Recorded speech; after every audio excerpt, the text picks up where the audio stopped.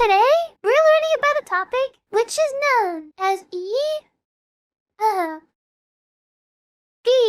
wait a minute, entry, descent, and landing. So, this is kind of, I just have to throw this out off the bat. If you're from the UK, this might look a little bit suspicious. Because in the UK, one of the big, groups of people that really don't like people from their countries, I don't know if it's still a thing or not, but it's called the EDL. It's not that EDL, so don't worry, I'll do that out there now. Rusty as well, welcome to YouTube. Just do it. I'll do my best. I've got some advice from someone that definitely knows what they're doing, and they just said to do it, so I'm gonna do it.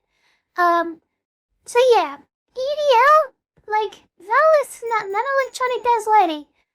It's entry, descent, and landing. So, like, I don't know, snake coming to atmosphere. So, there's the 3 parts. We'll write it down to you. I've got lower sensitivity too, so it might be easier to, like, write and draw. Oh my goodness! English Doofus League, basically. Oh my goodness, that Y is crazy. Okay, here we go. Nebula, welcome as well. Yummy Teacher, and this is Yummy Teacher. Okay, here we go. Okay, entry, and, how's that defense. Ooh. Teacher, wait, defense, oh my goodness. Mew. This is not gonna be on the test. Luckily, there's no test. Descent! Sorry, I was playing too much Siege. Okay. Descent and landing. So hopefully you know what those words are, because it might look hard to read because I'm not very good at reading, trying, whatever. Okay. Entry, descent, landing. So entry is like a new planet or something, because, like, you can't re-enter, in other places. It's like entry, re-entry stuff, That could be like new planet, could be old planet or something. And then you enter the atmosphere. Then you descend, just go down. I don't know, like, if you know what that means, hopefully. And then landing, this is like, don't crash. So this is like top 10 most important things ever of all time. So just don't crash, whatever. So, also, how do I do, like, the rubbing out stuff? Do I just do this? Do, like, a big eraser? Like, big eraser, like, really big. Okay, there we go. That's actually really easy. Okay. So, for this topic, this might get, like, some parts are gonna be advanced, so I'm gonna have to, like, kind of censor some stuff and, like, try and make it understandable. But the most important things here for entry, descent, landing is, and there's a definition to you. So for, like, entry, for, like, entry specifically, and, like, re-entry, there's, like, stuff going on. So I'll get, like, that little, like, subtitle down. Okay, re-entry, oh my goodness. There you go, enjoy. Entry, re-entry. Is it a crash if we can walk away from it? I mean, technically, yes, unfortunately, they're very expensive. If you crash a space-related object, it's probably going to cost you $1 billion. So, entry, descent, landing. So, it's, like, basically any mission, but you want to, like, actually recover the payload. You want to land, like, on a planet, and you have to, like, enter the atmosphere. And it's like, you gotta, this is like if you want to recover it, because, like, sometimes you don't need to recover the stuff dropping in. But, like, it's like the Miyu lander. Like, the Miyu lander had, like, little lander thing, and then it had, like, a little bit on top, with, like, little, like, monopropellant things, and then, like, it'll split in half, and this part will fly up, and this part will stay here. And it's probably still there, because why not? So, that's, like, the thing, you want to actually recover stuff. So, the characteristics for entry and re-entry. We're gonna have a high deceleration, which is like acceleration, but it's like, let me just do like an arrow. This is what people did in like my lectures to save time. This is like an arrow of like high. This is like, means high. So, there's gonna be high deceleration. So it's like acceleration, but the other direction, I mean, technically, like, all acceleration is just, like, it's relative to the direction, so deceleration is just, like, negative. like magnitude or something. So it's gonna be like high deceleration. So you're gonna be like, you gotta slow down a lot because you're coming in like really, really, really super duper fast. Also, when you come with like high deceleration, because of like you're moving against like gas particles very fast, these gas particles will try to stop you, and that means they're gonna have a high dynamic pressure. I don't need to write high actually. Oh my goodness. So the dynamic pressure, oh my goodness. Dynamic means moving, so like moving gas particles. So it's gonna be like high dynamic pressure. And we're not even gonna fit that on the board, but we're gonna put that in the corner. Which is like, yeah, so all the particles, like gas particles, are gonna be, oh my goodness, stop milking the teacher. But yeah, that's like what happens there, so, you know, be careful. Dynamic pressure can lead to stuff, because it's like, usually people think of, PV equals, like, NRT? Oh my goodness! So if both of these are constant, we just imagine they're not there, and then we just, like, this is proportional. So this is like, instead of a little equal sign, we have like proportionality. So, if you imagine pressure increasing, probably, you know, if the volume is the same, which is basically like, I don't know, the whole universe or something, then the temperature is going to increase. Which comes down to the other point. Because we're going so fast, and we're decelerating and stuff and hitting all these particles, because in space you're not going to be hitting stuff, so like temperature is not going to be a thing. Now you got the high temperature. So you have your little like re-entry like vehicle thingy. Oh my goodness, ow. You're gonna have like loads of temperature like all over here and it's gonna be like really hot. Another reason why when you're like coming into like descend, all these like re-entry vehicles like the ones that kind of look like, you know, they look like little cones like that. It's like there's a reason why like this edge is actually really curved and not like spiky. And like you have to come in facing this way. Like you're coming down like this. Because like when you're heating a big surface like that, that's fine because it's like all spread out over a big cross section. But if you're coming in the other direction, imagine we're like flying in like this. And we're like coming down. All the gas particles are gonna be hitting like the front end. And this little corner is gonna get really, really, really hot. And it's such a small surface area. It's just gonna like have big temperature issues. And we're gonna be in trouble. Big trouble. So, unless... Wait a minute, this is where it gets crazy. That's cool. Because sometimes people like having some of these. Which... It might look like a missile, because it is. That's fine. So, temperature stuff, we'll fix that, that's fine. Because there's no people in there. The other issue with temperature is, like, sometimes material stuff.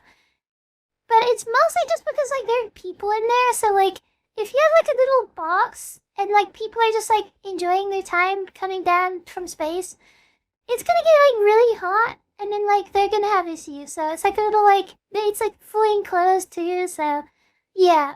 Don't heat up the people. And the last thing is where it gets a bit freaky.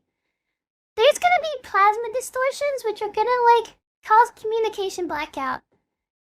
That's kind of just, like, because of magnetic field stuff, I think, and, like, plasma. So, don't worry too much about that part. But just imagine you're gonna be, like, when they descend, they have to have all the stuff, like, ready to go. They can't, like, control anything, whatever. It's just going blind there. And whoever's in there, they can be on their little, like, radio device.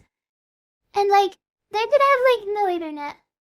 They're gonna have, like, there's no communication, you're correct. So, that's really important to you, but that's, like, another little, like, that's a bit crazy, so we're not gonna go into that. Just plasma is, like, I don't know, plasma, so... If you heat up I can't say that, because people will try it. Okay, never mind. But yeah, plasma is not cool. Didn't India's, recent crash site on the moon? It's possible, I think. I don't know if that was intentional, but... Not running shotgun on this craft? Yeah, do not do that. It can get hot in there if it's not built properly. So, moving on to the next part. There's, like, phases, too. I guess I don't need to draw all these, but, like... for the stages for like re-entry and stuff, like deceleration, it's like very difficult. Especially with like thin atmosphere. Because like a lot of the part with re-entry is like you have your like spacecraft. Oh my goodness, please don't tornado me. Oh yeah, let me for this actually. So it's not too distracting. I will turn reconnect down a little bit. There we go. That's not too loud. But yeah, for when you're like you come in or whatever, and it's cool. The atmosphere has a lot of like gas particles, which is like cool because that means they're gonna slow you down. Like when you generate that heat and stuff on the surface, and like the drag, it's like ballistic coefficient. We'll get into that later.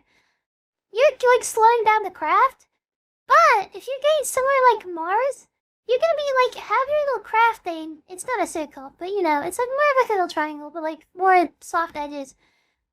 You're gonna have like less particles to collide into. So you're gonna be colliding less with these particles, and that means you're gonna get decelerated less. Cause like you usually don't have anything to stop you. So like for a shuttle or not a shuttle, for like a re-entry vehicle thing, you're not gonna be able to like control it. You just go. It's like a brick. Imagine a restaurant that throws chicken into space and receives a bad cooked from re-entry. That would be cool. That probably would get irradiated or something, I swear, because like outside of magnetic field. I'm not sure. And that might be really, it would be cooked. Re-entry gets like extremely hot, there's plasma.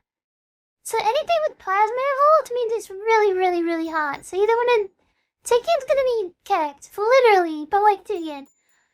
I'm not going to joke about having a lot of gas particles. That is true. So, there's like a usual thing for like Mars or something. You might have a different approach. So, this is what happens here. So, we kind of get like the little entry vehicle thingy. The little like triangle. It's like going down onto Mars or something. Thin atmosphere, so be careful. You kind of like first cruise in there. And then you can like get rid of your like balance thing. There's like balance stuff inside, like balance devices.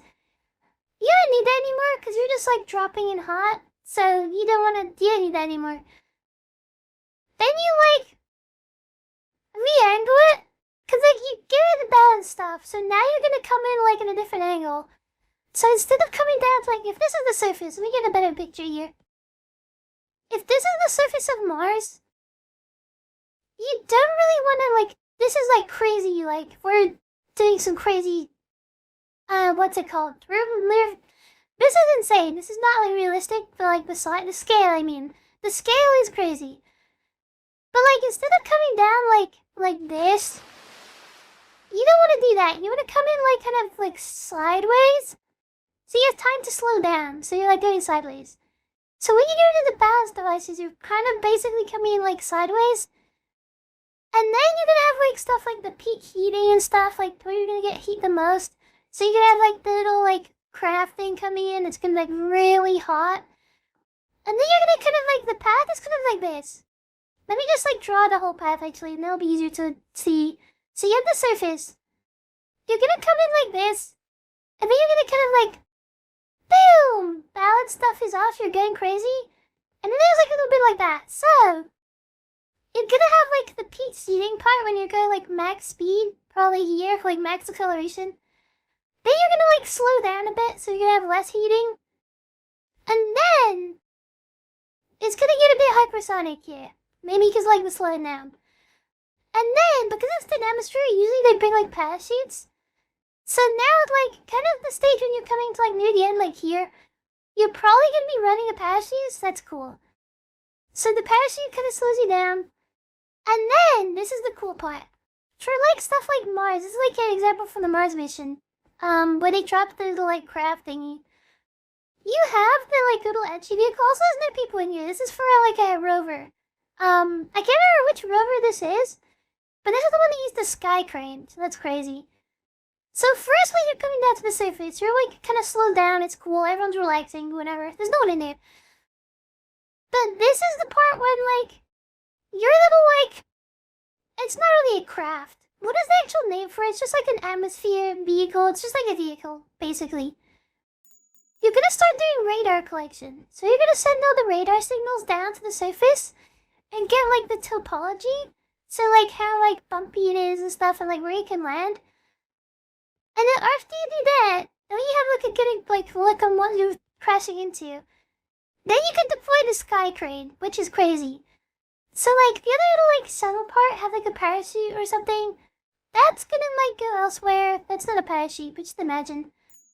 That's gonna go off and we don't care anymore. That's like gone. Now we have the cool part. Now we have the sky crane. The sky crane is like weird shape. And it's got like little thruster things coming down. It's like you're thrusting like crazy. The lunar lander, this was not the lunar lander. But this is the sky crane. So you have the sky crane, which is going to be like thrusting, and like based on the data collection you got from the shuttle thing, or the, not shuttle, the vehicle. It's like an entry vehicle, I think. You're going to be able to see where you're landing to, and then it's going to like slowly fly down with the payload, which is usually like a rover or something, like a little rover to like go around the surface. You're going to like first separate the rover and like bring it down. So you kind of like bring it down a lot lower. Let's just like go to that. It's gonna be like hanging from the sky crane's like here. And it's like thrusting, it's like slowing down. But you're gonna start bringing down like the rover. Cause like also the sky crane don't want to land cause like it's meant to be a crane. So it'll like be above the surface a bit. And then you jump down the rover and then it's like you land and it's like, okay, just gently put it down and it's safe and it's cool.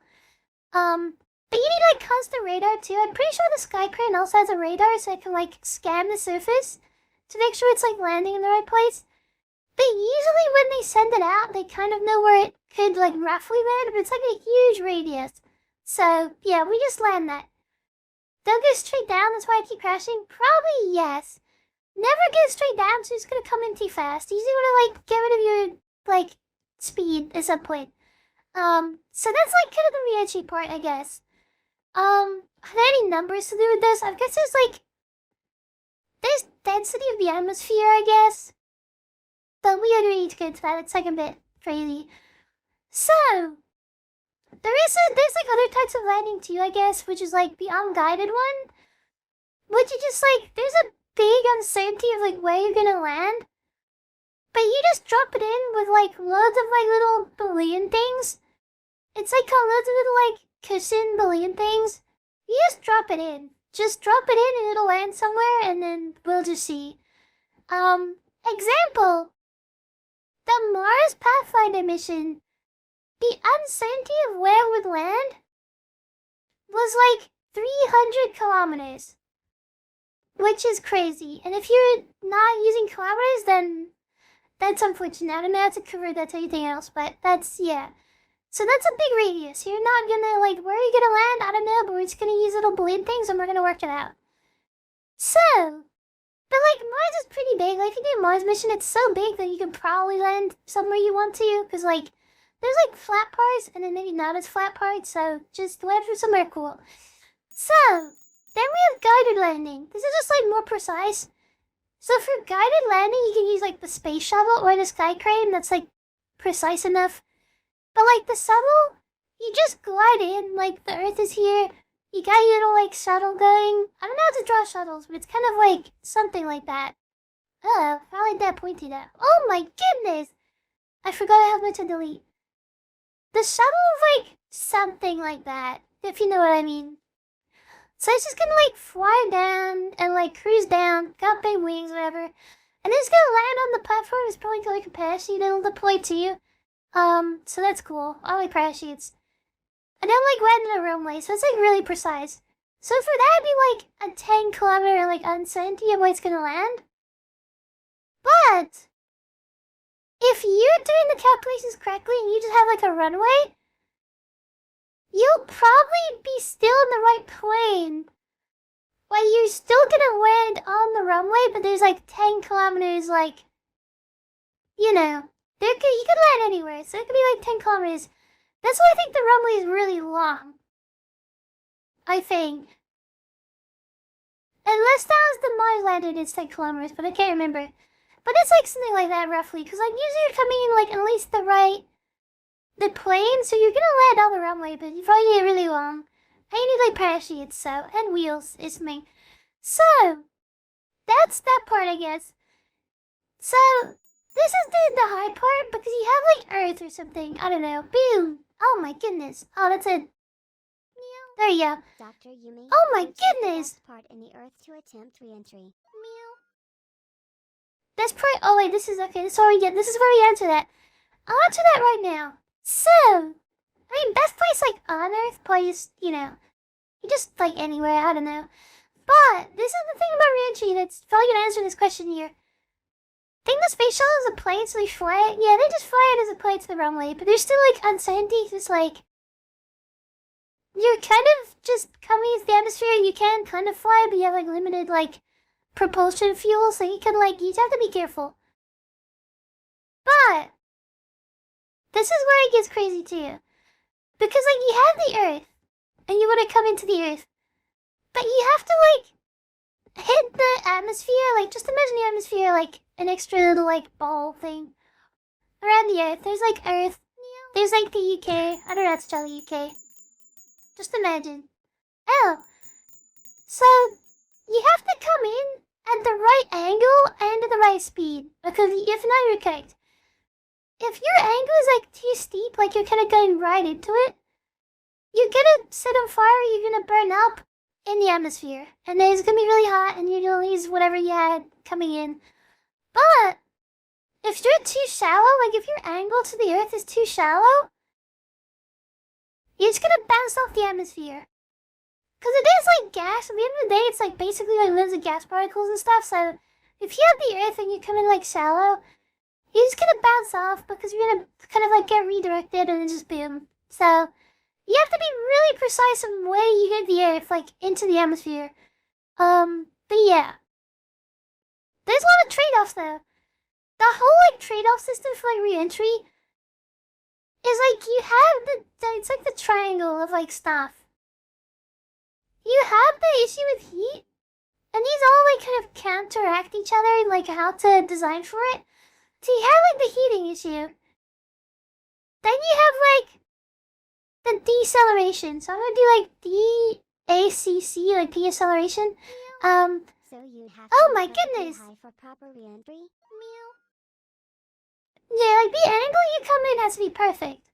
And like when I say angle, it's like, let me just like draw this to you. So you have the Earth. Oh my goodness. The angle is basically like, I don't know, something but like that.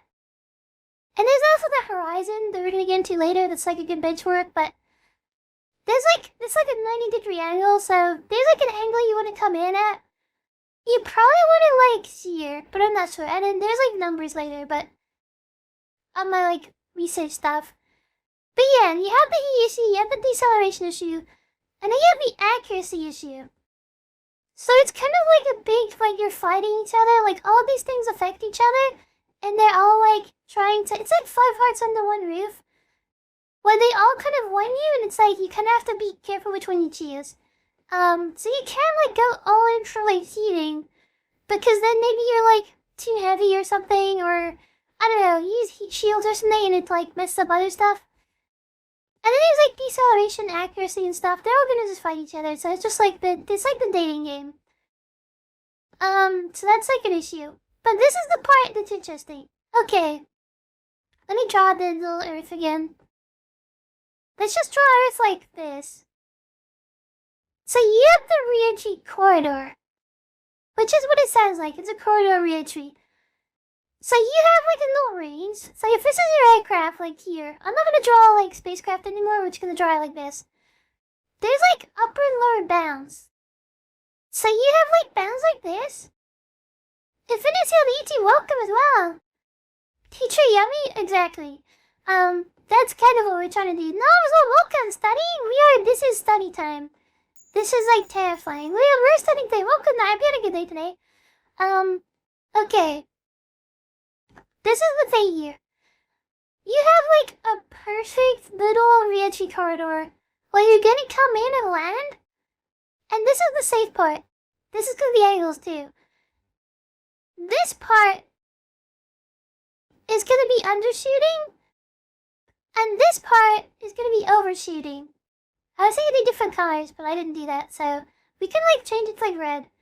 This is the good one. Even though it's red, this is the good one. And then this is like, this is like the overshoot. See, overshoot Earth. That's good. And this one's gonna be like undershooting. I mean, you're probably gonna burn up and crash. It's gonna be really hot. I guess I need the orange. So this is where you crash and everything sets on fire and explodes.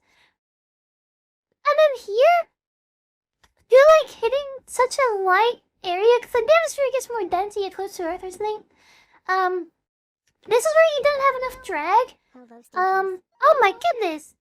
Welcome, Nudges, as well. Welcome. Thank you. Oh my goodness. I showered today. But it's like a really tight window to actually re-enter. Oh my goodness. So, yeah, this is like a reason of like the drag is too low. Oh goodness, let's change the color. The drag is gonna be too low. When I say drag, it's like you have like a spacecraft. You have different like things acting on it. So you could have thrust. If you're like using the spatial, you could have thrust, but probably not. But you do have drag, which could be pulling you back and slowing you down. So here you're not gonna have enough drag, and you're not gonna kind of get that perfect arc and then land on Earth. So you slow down. Overshooting Earth, you're going to space is over. So this is where the math comes into it. This could get a bit crazy. Let me try and draw like a good version of this. With like, there we go. Make that a bit smaller. We can like zoom in. Oh, that's gonna be tight there. Okay, let me do like half the screen.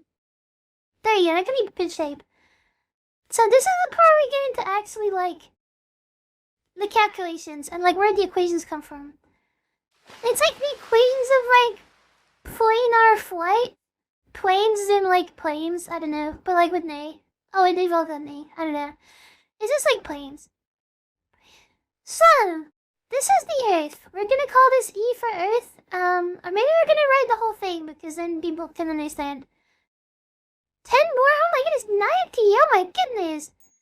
I think I'm either at 40 or about to hit 40. Oh my goodness, that means I'm gonna have to drop something for you soon too. Okay, here we go. So this is Earth. And you have your little like entry vehicle, and it's like very difficult. Let's do it at an angle. This is just like your vehicle or whatever you're like drop into the atmosphere. But teacher, oh my is that goodness. correct? Isn't the Earth flat? I'm sorry to tell you this. The Earth is not flat. The Earth is really not flat. Unfortunately it is a circle, and that's why these calculations actually work. I feel like if you couldn't do this, you'd be kicked. God as well, good night, oh my goodness. Have a good stream, oh my goodness. Be up coming out results, what a interactive nap time? Thank you for coming, I appreciate the support there. Have a good night. Apologies I can't stay long, but I mean, a lot of pain. Oh my goodness, Wolf, please, feel better, oh my goodness. Please feel better, that doesn't sound good at all. Oh my goodness, okay. So for the calculations, we have the entry interface, which is just like, just like the kind of like circular like arc or like around the Earth or something.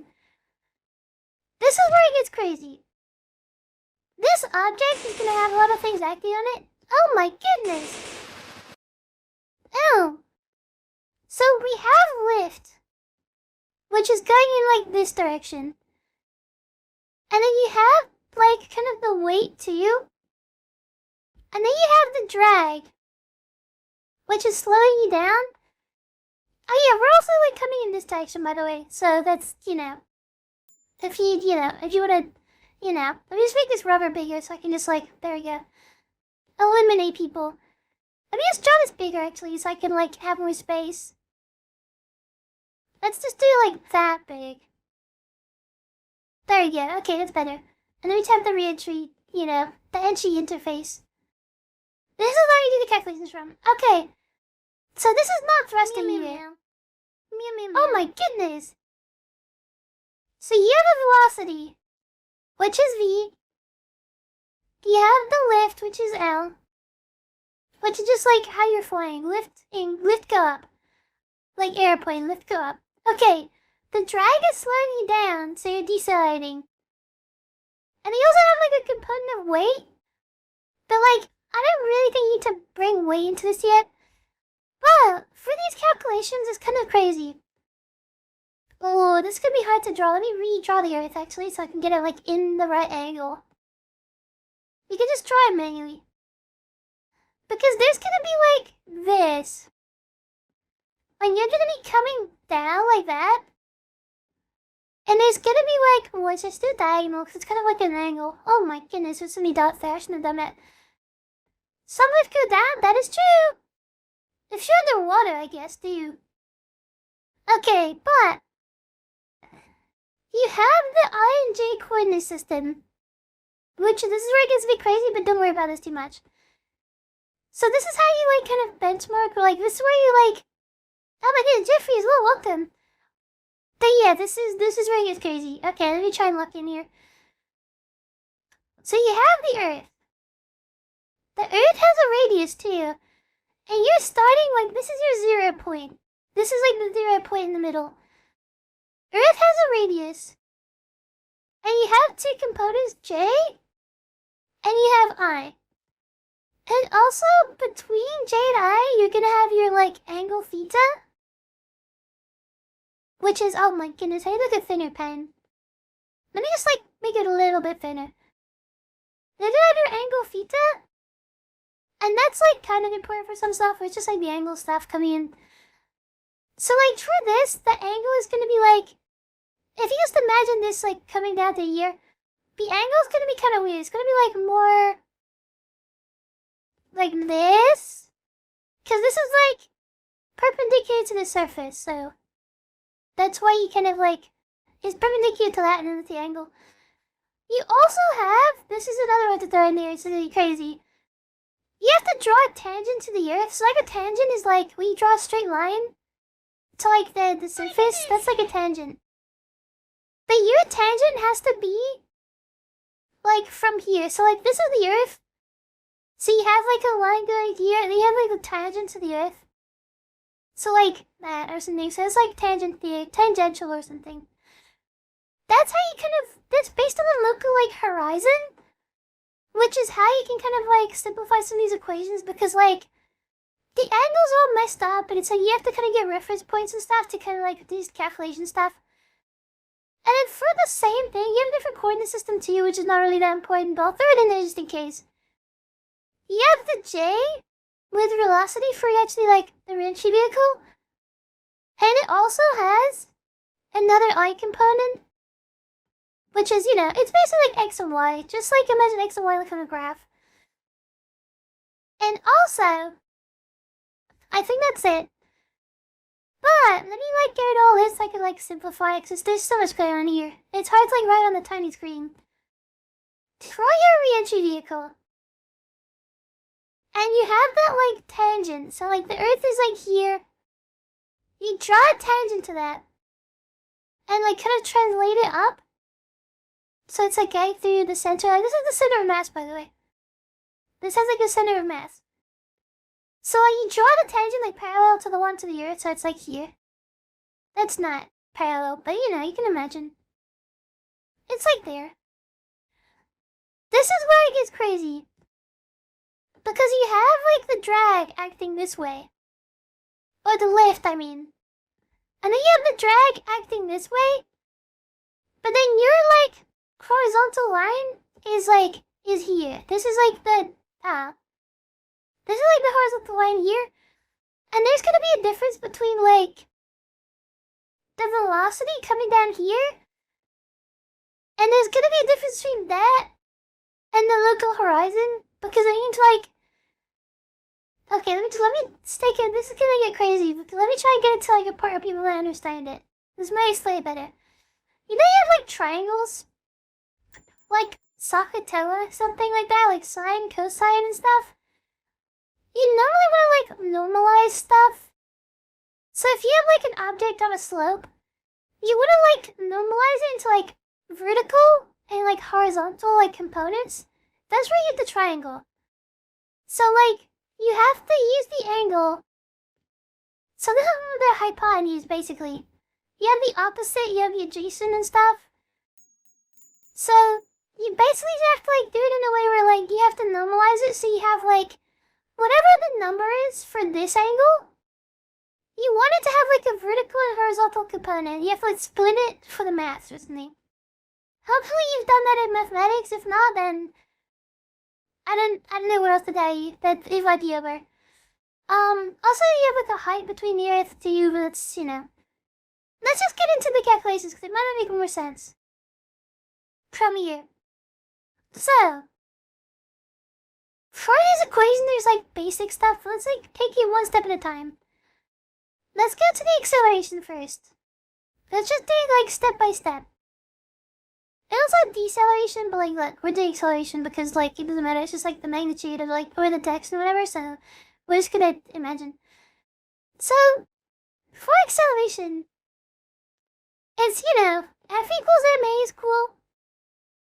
That's like a cool calculation that people might recognize. But for people that know acceleration is also the differential of velocity over differential in time. dv over dt.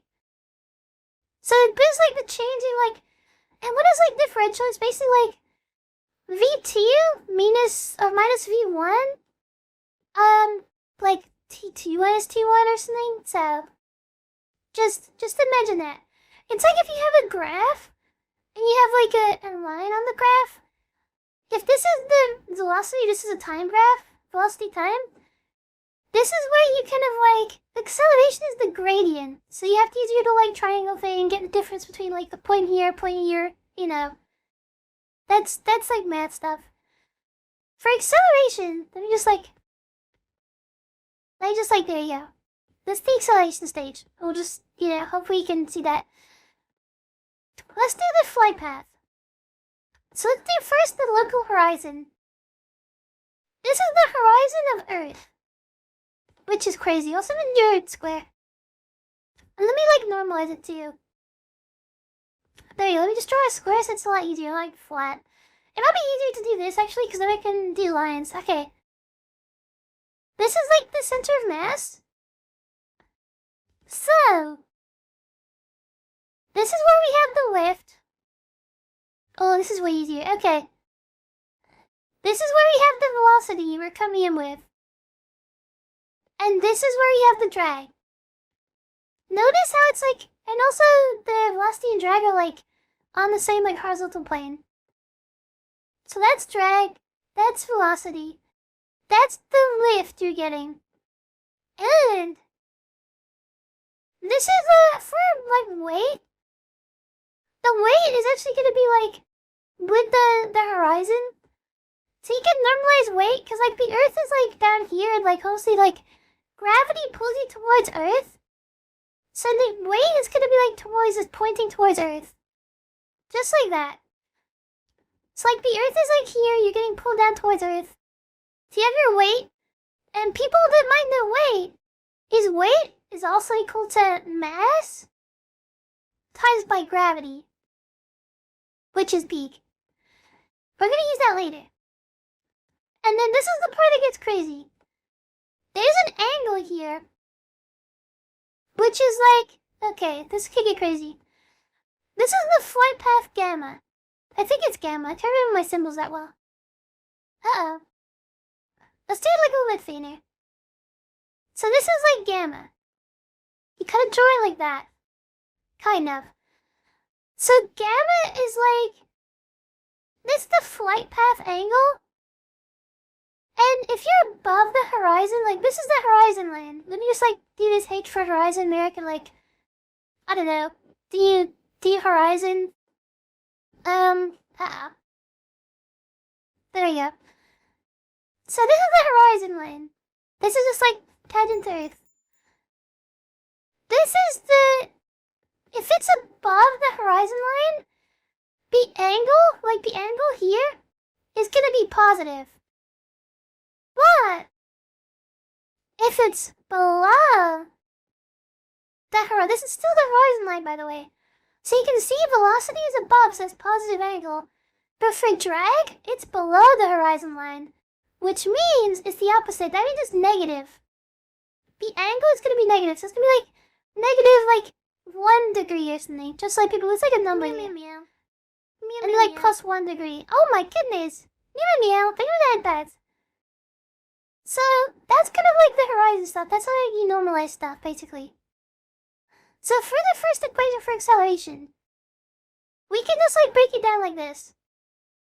Also, let me just go to Earth. Sorry, Earth is getting eliminated. Okay. So, you have F equals ma.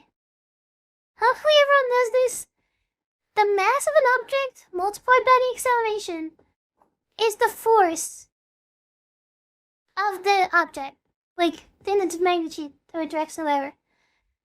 So, acceleration for Earth is just gravity. Because you're not, like, propulsed. There's no propulsion there. So that's just 9.81. And the units for this? Boom. Wait, is it meters per second squared or meters per... Why can't I remember that? I think it's... But did I put the 2 here or here? No, it's not meters squared per second, is it? Why am I forgetting? This is like the easiest one. I think it's that. But I don't know why I'm thinking about that hard, but... Meters per second squared. Yeah. Yeah, of course. Okay, that makes sense. Yeah, okay. No, I don't know why I was like, my brain went blank on that. So units meters per second squared, 9.81 for Earth, because that's like the gravitational pull, you're getting pulled in.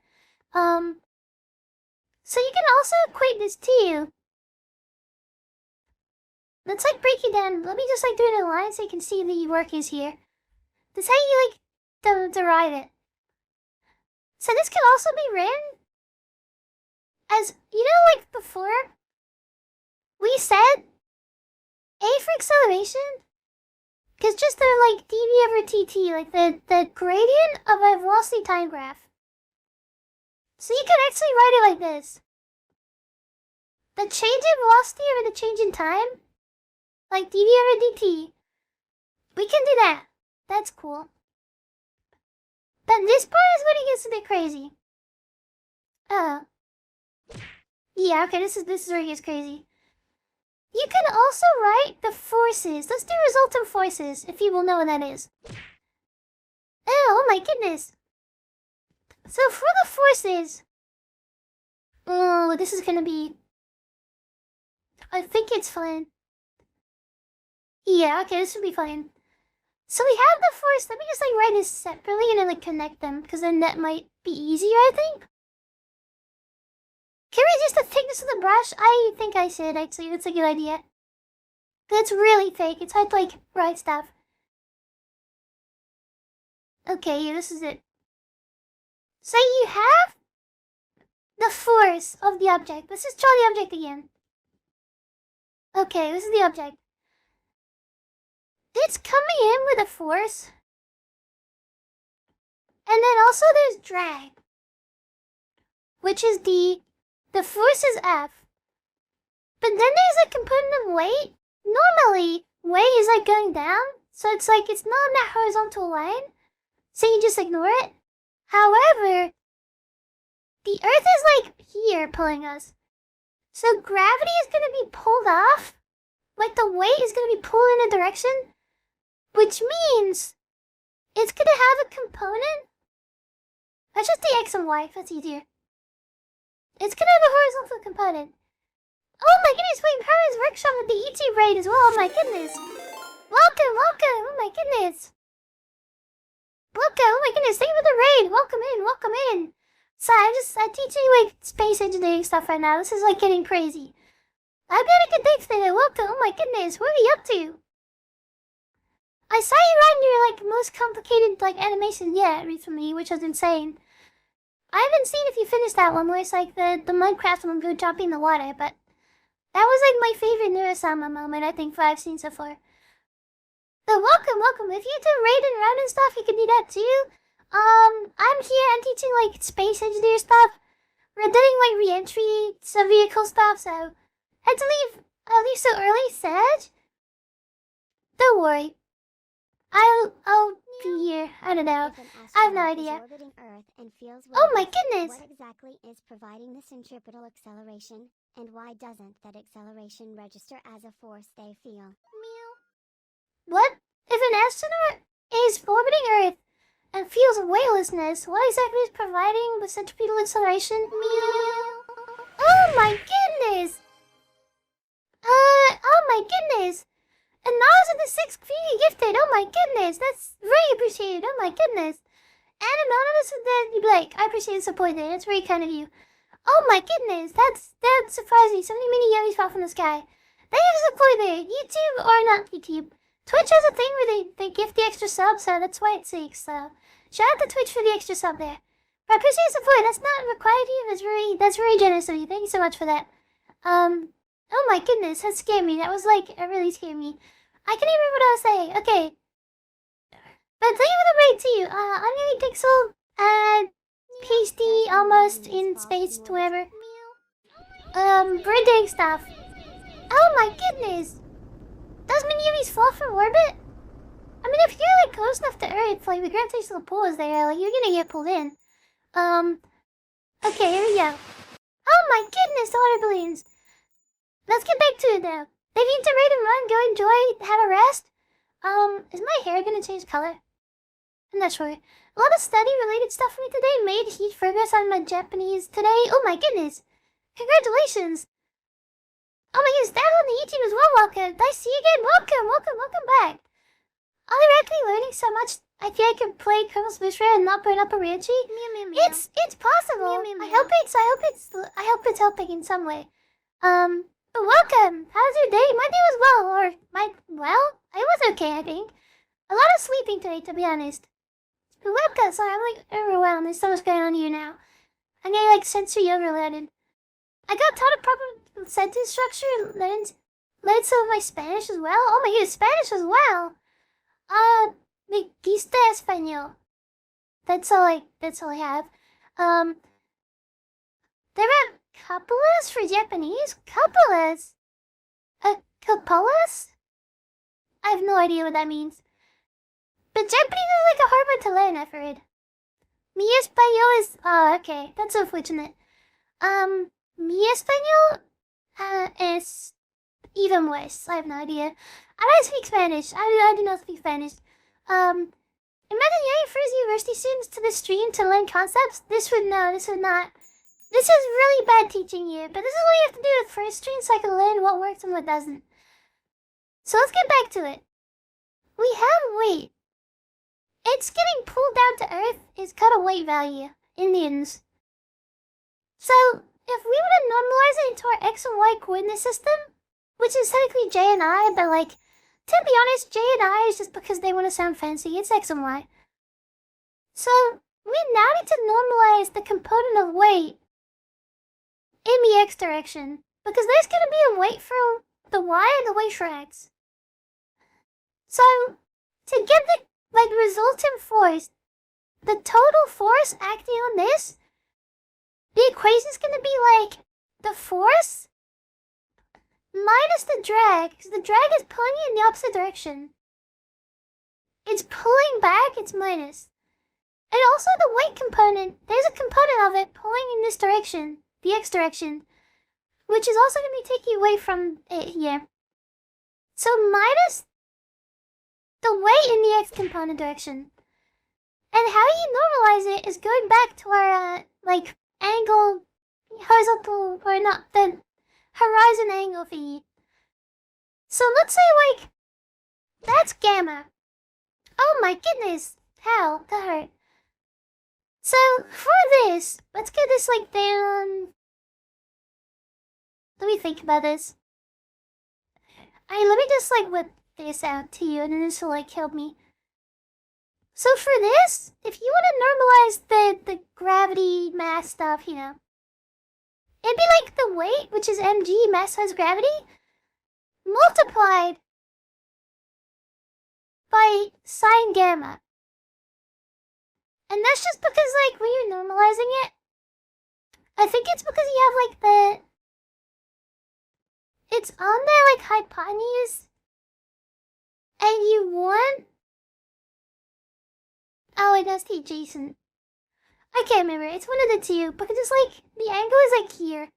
You have like that weird like horizontal angle with like the gamma component. So just like that's there too. But it's pulling back, so you kind of like you normalize it. I think it's like, let me think. Oh, okay, I remember. I think it's like this. So this is we have the Y component, we have the X component, we have the weight on the hypotenuse. So if the hypotenuse is here, H, and then we have the, wait. Yeah, okay, that makes sense. We have the opposite. Oh, we want the opposite. So people that did like Sakatella or something, it's like this. So these types together, these divide. So it's like, we want the opposite. So we have to do sine, which is the S, multiplied by the horizontal. Oh, the hypotenuse. Oh, sorry, not you know.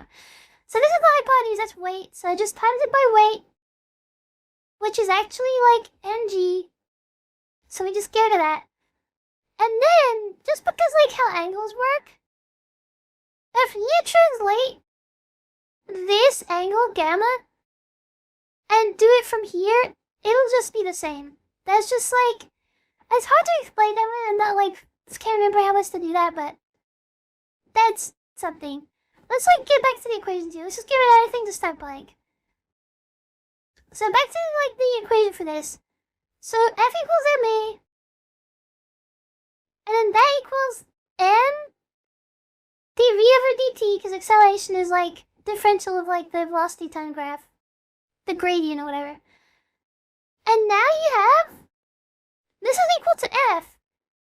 But if we remember, F minus the drag pulling back, minus the component of weight pulling back to you, which is the sine gamma multiplied by the mass of gravity. That's just like, that's, oh, they're equal. Oh, no, not yet. Oh my goodness, wait. So yeah, that's fine, right? Wait a minute.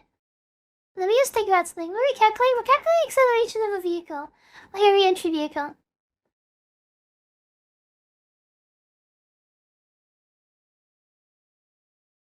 I'm just gonna think for a second, because I feel like something's weird's going on here. No, I think that's fine. Okay. So you have this. Let me just get rid of this one. Oh, I see, because you have to, okay, never mind. So we have like, oh, that's how you account for the gravity? Yeah, the gravity's like also gonna be like pulling you down, but like technically it's not down, it's gonna be like off to an angle. Meow. Teacher Revan wrote a question, but really? Will you say it slows down because the gravity pulls in? What exactly is doing the slowing? Gravity doesn't, oh, it's because like, it's just the weight, it's like the mass and gravity together. It's like, you have, okay, let me draw the Earth again. You have Earth. Do you have like an apple or something falling to Earth? It's gonna go down. But if you're kind of like, your force, because like the Earth is curved. So like, okay, this is like where it gets kind of annoying to explain, because it's like, you're going in like this direction, right? You're like flying around this way and stuff. You're like going this direction. Your like velocity's going here. Oh yes, that was one of the 2 joules on YouTube. I appreciate it. Oh my goodness, thank you. You have the drag pulling back on you. Weight is gonna pull you off. Let me just like draw the Earth in different directions so it looks easier to explain. Let's say the Earth is like over here. This is the Earth here. Gravity is pulling you towards the Earth, which is in this direction. So when you calculate like deceleration and stuff, you want to do it on the plane like of the tangent horizontal. So like, that's like here, which would be like there or something. And that's Oh wait, then that's not correct. It's just like you're getting pulled down this way. This is the resultant force is pulling you this way, and you have your x and y coordinates like that. It's like this is like x, this is y, but then you have like an angle coming down like this. That's like crazy. So you have to normalize that and like either have it going in this direction or have it going in this direction. That's like you like normalize coordinates. That's why like way is pulling you back, and there's a part pulling you this way because it's just the mass. It's just your mass. Your mass is being affected by the gravitational pull, and it's pulling you in this direction. If that makes sense. It's just because it's like at an angle. So this is the next part. Let's just like get rid of this. We don't need this anymore. Okay. Let me get this back up. Okay, we're almost done for this part, I think. This is like we're about to get there. So we have... Let me just like double check this too. Give me a second. I don't want to give any wrong information here.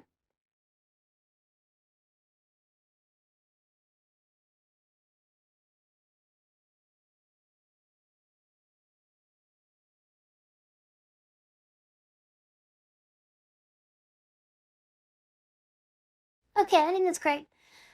So for this, you're gonna add in like the minus drag in the other direction. You're gonna have the weight, you're gonna have the sine gamma. And then for this part, you can kind of get rid of like, just get rid of this. This is like, no one needs this anymore. Okay, here we go. So when we get this, let's just like draw it back over here. So we have this equation, let me just write it here actually. So it's like mdv over dt. This way you just do like the algebra stuff, so it's like kind of not too bad. So you have like the minus component of drag, minus component of weight, and then the sine, gamma. Then you can also write like W is mg because it's like mass times gravity. Then you can have like m dv dt, like the gradient for acceleration equal to acceleration, minus the drag, minus mass times gravity, sine of the angle to the horizontal. Or the horizon, I mean. And then with that, you can just like, boom! Get rid of the m's, and divide this one by m, just to make it simpler. So now you have acceleration, which is equal to dv. Oh my goodness, hydration break? I don't even have water today. We didn't prepare for that. Oh wait, no, I do have this though. Wait, oh no, this was like from yesterday. I think this will be fine. Okay, thank you for the hydration there. Oh my goodness, okay, I kinda did beat that. So, yeah, now we have the equation for like, this is for deceleration or acceleration, whatever, but you can call it either, it doesn't really matter.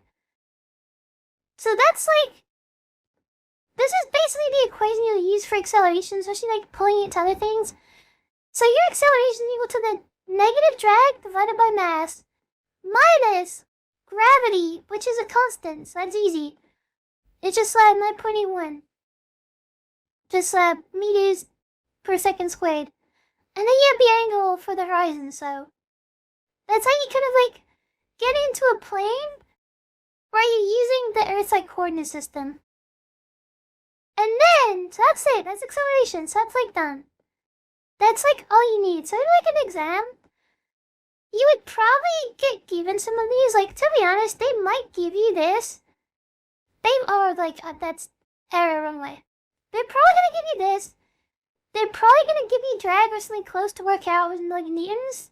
They're gonna give you like a mass of a spacecraft in kilograms. G is constant. They're also gonna give you like the re-entry angle too, so in degrees. So you just put the numbers in. This is a good subject because you just put the numbers in. Like, I don't think we make you derive stuff. I don't think. Now this is where I could get a bit crazy here. Wait, is where I have to whip out the angular stuff too? Oh, it is. Okay, this is gonna get... Shall I include this one? Oh, this is... Oh my goodness. I think... I think we include it. Yeah, let's include it. Okay. Can I use ChatGPT for the test? If you want, it can probably get it right, I think, at this point. This is where it gets crazy. So let's get back to our... Oh my goodness, okay, this is okay. We might have went TDP. But we'll try anyway. So we've got the same, like, thing. We got the lift, we got the, like... We got the velocity. We got the drag pulling away.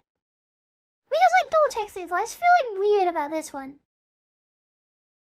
But it's like, it does make sense. It's like the force in it. I just like see this, because I have some documentation here too. Which will probably help. Oh my goodness. Oh, okay, I get it. It's because the force is there. Okay. I think for the other one, I had to make it clear that, like, we're coming in this direction. We're, like, going this direction. So when you want to calculate the deceleration, the force F is going to be in this direction. So it's actually force plus drag plus the component of weight trying to slow it down. Or we'll just do, you know, the X.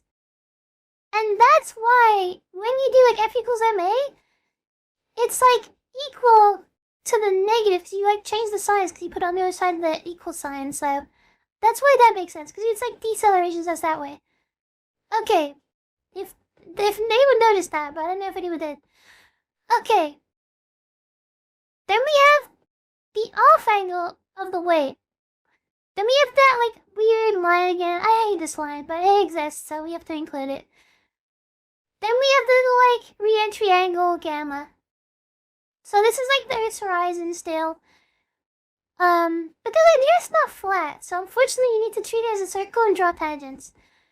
But this is the annoying part. The vehicle is moving. And the re-entry angle, or the flight path angle gamma, it's gonna be changing. So this angle is not gonna stay the same. Which sucks. This really sucks. This is not good. That means you have to do more calculations. So d gamma over dt is something we need to know. Because, yeah, it's cooked. And then we have to do it along, like, the flight path, too. It's like the flight path is in,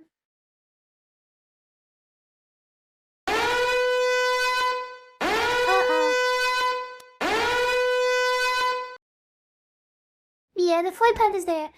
Okay, never mind. I didn't agree to that. So yeah, that sucks.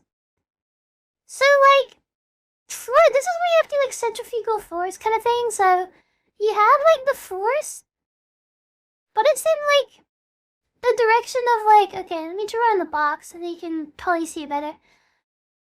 You have the flight path, which is like normalized to this one, like velocity. So you get like the force in like the... Oh wait, no, that's the wrong one. It's not there, it's this one. So for the lift, you're gonna have like that component is the J component, or like I told the Y component, but it's J. That's gonna have the centrifugal force stuff. This is where it gets annoying. So we've done the horizontal forces. Now we gotta do like the vertical stuff, but also the changing gamma, because you're gonna be like going around the Earth. It's like a whole thing. That's the worst part about the Earth being circle. Maybe it should be flat. So, okay, this is gonna be hard to explain, but I'll try. I mean, I'll just do the equation stuff. So the force in that direction, we have the JV plane, which is not the same as like the plane for the Earth. They're different. It's just like in the direction of flight, so it's this way. We're gonna have mass times the angular velocity, question mark, times the velocity. This is where it gets crazy, because like you're going around the Earth and it's like a whole thing now. So I think basically, for that, you can just, like, equate it to, like, using the diagram. Well, you have the lift in the positive direction, because it's all, like, this direction, which is cool. Because there's, like, centrifugal force, which is gonna be, like, pushing you, like, away from the Earth, because you're going around the Earth. So centrifugal, like, you're always gonna be pushed out towards the edges. So, they gotta equate that force. This force, the centrifugal force, like, going away from the Earth. And that's gonna be the lift, because the lift is in this direction going up, that's fine. But then the weight is pulling you down. And so, like, it's not Sakutella, like, you know, the sine, cosine stuff. It's just gonna be the cosine, because it's the opposite, like, it's the perpendicular direction, so. You're gonna have the lift going up, which is away, like centrifugal force positive. Minus the component of weight that's pulling you back down to Earth. Which is like that. Which is cool. That's cool. Also, you can do that as like NG too, but like we'll not do that yet. But this is where it gets crazy though. So, this is where it gets really crazy. Okay. The angular velocity we need in terms of like the stuff we have. Like we have the radius of the Earth. We have... Oh, it's not the radius of the Earth, by the way. It's like the radius... What's the distance from the radius of the Earth to the center of gravity of your, like, entry vehicle. So, brain is fried. Yeah, this is the really hard part. This part might get a bit crazy. You're gonna have to stay with me here. So that's like the R. You have, like, the centrifugal force. You have the R, the radius from those thingies. Oh, and this way, they're really crazy. Okay. And you have, like, the angle, and you also have the velocity. So that's what you can use to do that. This is where it gets a bit complicated. So you have the angular velocity, right? In a magnitude. Which is, like, the velocity in the angular direction. Dude! This, you just have to trust me on this. This is gonna be... Because it's... Okay. You have to treat... Because it's angular. You know, like you have, distance, s, equals, velocity? Could anyone answer this one? Maybe? Maybe. What is this equation? I need to add questions here. What is the velocity, distance, and time equation? At least give me that, and then maybe it'll be easier for people to, like, interact with it. This one should be easy. If no one can get this, then you're fired. Just distance and velocity and time. Okay, there you go. Okay, landing, you get 5 gold stars. So, distance is velocity multiplied by time. So that makes sense, right? You're basically doing this, but you have angular velocity. Oh, wait, no. Because this is another thing, too. S, like distance, velocity, and acceleration. You have to differentiate the distance. So ds over dt is velocity. And then, like, you have dv over dt, so the gradient of that is acceleration. They're all, like, connected together, and it's cool. So you're just treating this, like, differently. So let's say, instead of distance, we have angle, like angular stuff, like angles. And that's cool, because angles are cool. You can have, like, the rotation, so to get angular velocity, the resultant angular velocity, you need to do distance over time, but, like, the gradient of that, to get velocity. But actually, because they're using an angle instead of, like, a distance in meters, this is gonna be angular velocity, which is cool. And another place where you're gonna get angular velocity is gonna be from the flight angle to you, but you're just gonna have to trust me on this. So, for the magnitude of the angular velocity, bam. That's that one. So you have the angular velocity just from we had before, because like the velocity of it going around the Earth. Then you also have the change in the flight angle too.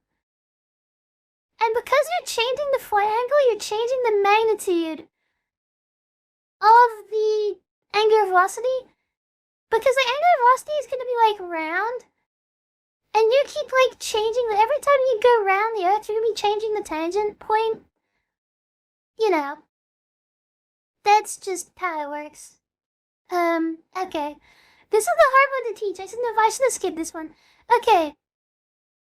So, this is cool for angular velocity. That's like cool. Everyone loves that. Now you have this part. So you normalize the velocity in the cosine direction, just like you did with the, you know, the lift. But you're doing it for like, oh, this is complicated to explain. Okay, it's fine. Let's just take this how it is.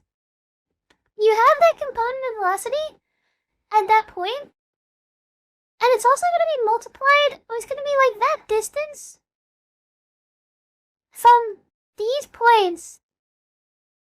Oh, but it's, yeah, and it's, oh my goodness, you're not going to understand that at all.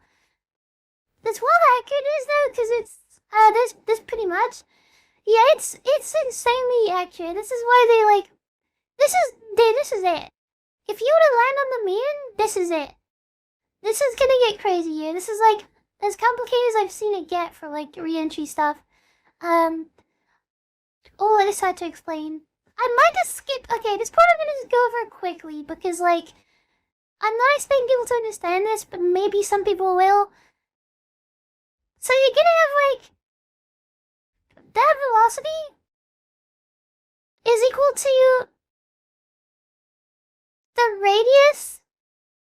Like if it was that angular stuff, it's like the radius multiplied by the velocity. So you have the angular velocity times the radius is going to be equal to the speed in that direction. Because that's like the resultant stuff. That's like the total speed. And then you can also just get the change in angle, which is just going to be like rearranging this equation for d over dt. So you're going to get the velocity over the radius, which is this is between the center of mass of the Earth and the center of mass of the re-entry vehicle. And that's just going to be equal to cosine gamma. And then we have this, so we're going to sub that into the equation. Now we have that, so that's cool. So now we have like the angular velocity. Meow meow. This is meow. This is meow difficult. That's not even an arrow at this point. Okay, there we go. Now we have the angular velocity. We already have this. So we're going to sub it in here. We're going to put it there. And then it's like equal to this, so that's fine. So now we're going to write it differently. Instead of writing like d theta over dt, we already have an equation for that. Which takes the other stuff we know into account. Because like, you want to get rid of the stuff you don't know and put in stuff you do know. And then you can just sub the numbers in. So now you have the velocity over that radius times by the cosine of the re-entry angle plus the other change in re-entry angle just from like flying around the Earth. And then this is where it gets even more crazy. See, I think let's like get rid of this part and just like keep the calculations there. Okay, here we go. Geometry-dash theory? It might be geometry-dash theory. So now you have these. You have this equation. And you want to add this. You want to combine these together.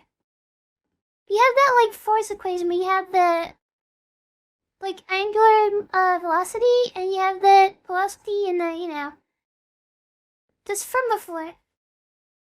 Just like the resultant force calculation thingy. If you combine these correctly, you will get, this is just like skipping stuff by the way, because like, this is crazy. So combining these and just algebra. In the university, the teacher making so Yeah, oh my much grades, he goodness. has to clean the whiteboard every few minutes. Yeah, unfortunately there's not enough space. It's hard to like make it the right size. my goodness, wait, I just noticed something too.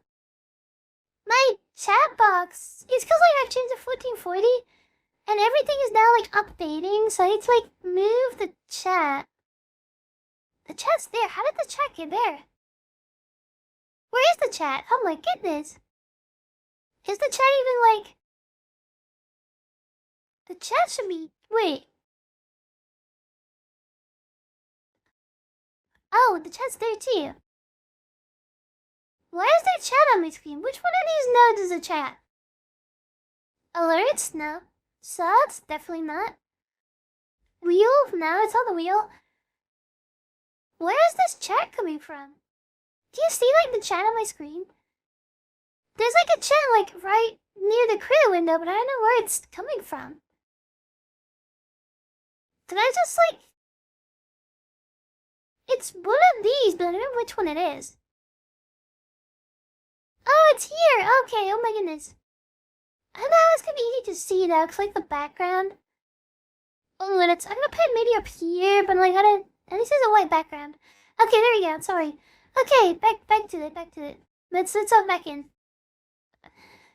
Okay.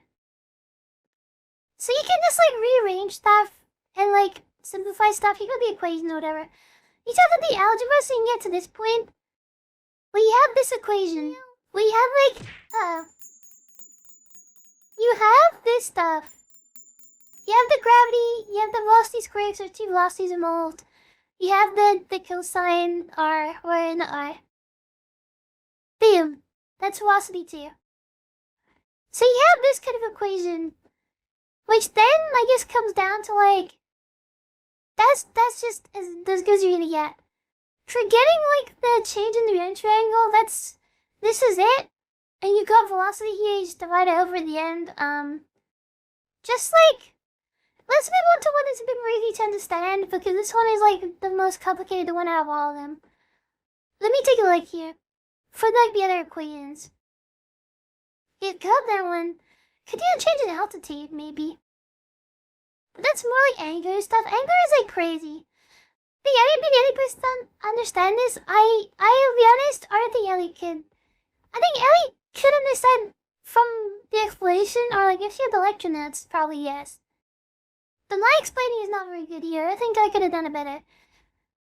But like, I don't know if Ellie's done much like angular stuff. It gets more complicated in some parts. I think that's it though. I think that's it for like that equation specifically. I think that's it. Because it's all like changing stuff over time. Like all these equations are gonna get like, I don't know, d angle over time, or like d altitude over time, or like change in height. That's like all the ways the formulas come into things. So, but let me just take a look at the other ones here. We could start moving up to the other ones, which was like density and stuff. But yeah, that's... If you want to know something, this is the one. But like, in the grand scheme of things, it doesn't matter how we got there. That's the equation. You'll be given stuff like, oh, this angle is like 10 degrees. And like, the velocity is like a million meters per second. And you just like put them in the equation, then you're done, so... If you vaguely understand that, it's fine. Okay. What if I would get into the pixel stuff? I did have some crazy pixel stuff, but I'm not sure if we're gonna get to that. Because that might be more understandable, but we'll see. Got distracted for 20 seconds without understanding anymore? Yeah. This gets crazy. If you can understand any of this, then that is good. Because this is like... This is the end boss. This is the final boss of like space engineering. For like re-entry stuff, or like spacecraft stuff. Unless you get like into space and you're doing the like, I don't even want to go there. Okay. Should we do, let me see, should we do the atmospheric density stuff? No, let's go to bucket. Let's move to ballistic coefficient. Okay. Let's move to like a separate thing here. This is B. AKA ballistic coefficient, which sounds peak. It sounds really cool. And this is something important. I'm just gonna do like coefficient. It's a coefficient. I guess the secure boot, it took so long? Oh, goodness, wait, really? I mean, secure boot said it might take long on the first try. I mean, secure boot is like a setting you turn on, so... And now it might be fine. If you've done it once, it should be fine, I think. Unless it just keeps taking long to, like, upgrade your computer. Because I have no idea. I'm not sure. Because, like, I did a secure boot, and then it just, like, now when I just load my computer, it just goes normally. But I'm not sure about that. If you could have turned on, that's good, though. Because that's the hard part. So that is hard to turn on. Ballistic light weapons, yay? That is true. Hey, games required? Yeah, I had that with Battlefield 6 as well. It's really annoying. It's because, like, you have to get into cheaters. Unfortunately, like, you have to get in there. You have to get into people's, like, hardware, so... That's the part that sucks. Okay, here we go. Ballistic coefficient, because this is easy. This is a coefficient. The equation for ballistic coefficient is B equals mass. Ooh. So the V equals drag coefficient times cross-sectional area. So that's the part like hitting the atmosphere. Okay, so that's cool. Oh yeah, I've got units too. It's just in kilograms per meter squared. What ballistic coefficient or coefficient is? This is the cool part.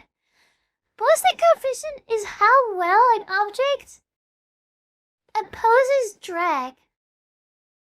So it's kind of like, if you have like a big, like, if you have a missile, like a really pointy missile, and the wind is like flying at it, when the wind hits stuff, like if you have a wall, the wind hits the wall, every time the particles hit that wall, there's a force pushing in that direction. But because you have a smaller cross-section hitting the wind's gonna like fly over it and stuff, so it's gonna be like withstanding or like not being affected by drag as much. So you're gonna be flying. So it's gonna be like withstanding stuff, I believe. Let me double check that out just in case, because I'm gonna give you the wrong information for this one, but I think that's like, they just double check ballistic coefficient. Yeah. Yeah, how well a projectile resists air resistance, but yeah, this is for bullets too. So it's just for like aerodynamics, but like aerodynamics for like bullets and also really fast stuff, like, I don't know, the entry stuff, entry vehicle. So it's how much it resists air resistance. So the higher ballistic coefficient, if ballistic coefficient is like really high, then you're gonna be like, it's more aerodynamic.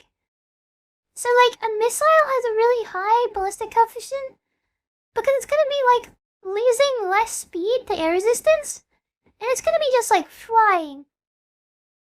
But this is the thing here. Let's get rid of this. If you're flying in there, that's why like the re-entry vehicles have like a really big surface area on one side. It's gonna be flying like this. It's like all the air and the particles are gonna be hitting it, which is big. Because that means it's gonna have a low ballistic coefficient. The ballistic coefficient is gonna be really low. Because it's gonna be like getting slowed down a lot by the air resistance, which is good because you want it to slow down. Because like I said before, these re-entry vehicles don't have any propulsion system.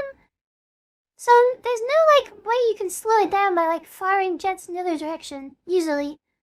So the only way to slow it down is the air resistance. So you want a low ballistic coefficient. So ballistic coefficient is like a bullet, like ballistics. It's gonna have like a really high ballistic coefficient because it's just like cutting through the atmosphere really fast, and the air is gonna be like going around it, and like the angles aren't gonna be that strong. It's gonna be an angle. Even if the wind does hit it, it's a shallow angle. So falling in the water, XD. Meow. Oh my goodness! If I slow down, oh my goodness! If you hit the water that fast, I mean you're not gonna get to reach the water. If you don't slow down enough before you re-enter the atmosphere, your spacecraft or whatever, you're either gonna heat up to the point where you all get cooked inside, or it's gonna burn up and you're gonna be even more cooked. So you have to be really careful. So, this is actually the interesting part. Oh, the velocity of re-entry vehicle at altitude. Okay, wait. But that's like the constant ballistic coefficient, so I think that makes more sense. I hope. Just use a trebuchet to leave orbit and a very cool fridge for re-entry. Oh my goodness. I mean, you could put lots of heat shields and then have like some way to cool down the people inside. But like, it's so hot, the energy needed to like counter that would be like a lot. But heat shields do exist. The reason you use a heat shield is just to like not cook the people inside.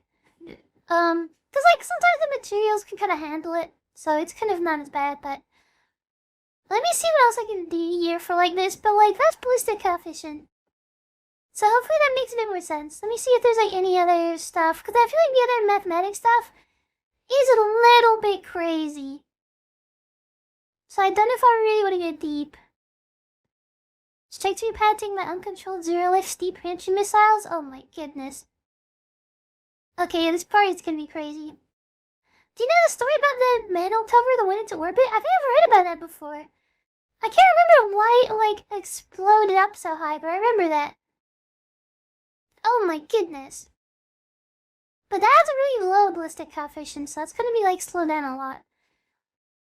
I think probably for now, I think we're gonna move on. I think ballistic coefficient, you know. So now you know like why it's like stubby. Why it's like a little stubby thing and it's like really thick surface area, really big surface area. Cause yeah, that's just like you wanna slow it down. So ballistic coefficient high, that's peak. That's from peak for missiles, I mean, but you know. Jules, oh, you too, chat, welcome, my goodness. Okay. And the other stuff I can go through, because like these equations are kind of crazy. And like there's some stuff which doesn't really like there's this part, like the math part, you can just skip over in some parts because you didn't need to know it. Like derivations in some parts you need to know.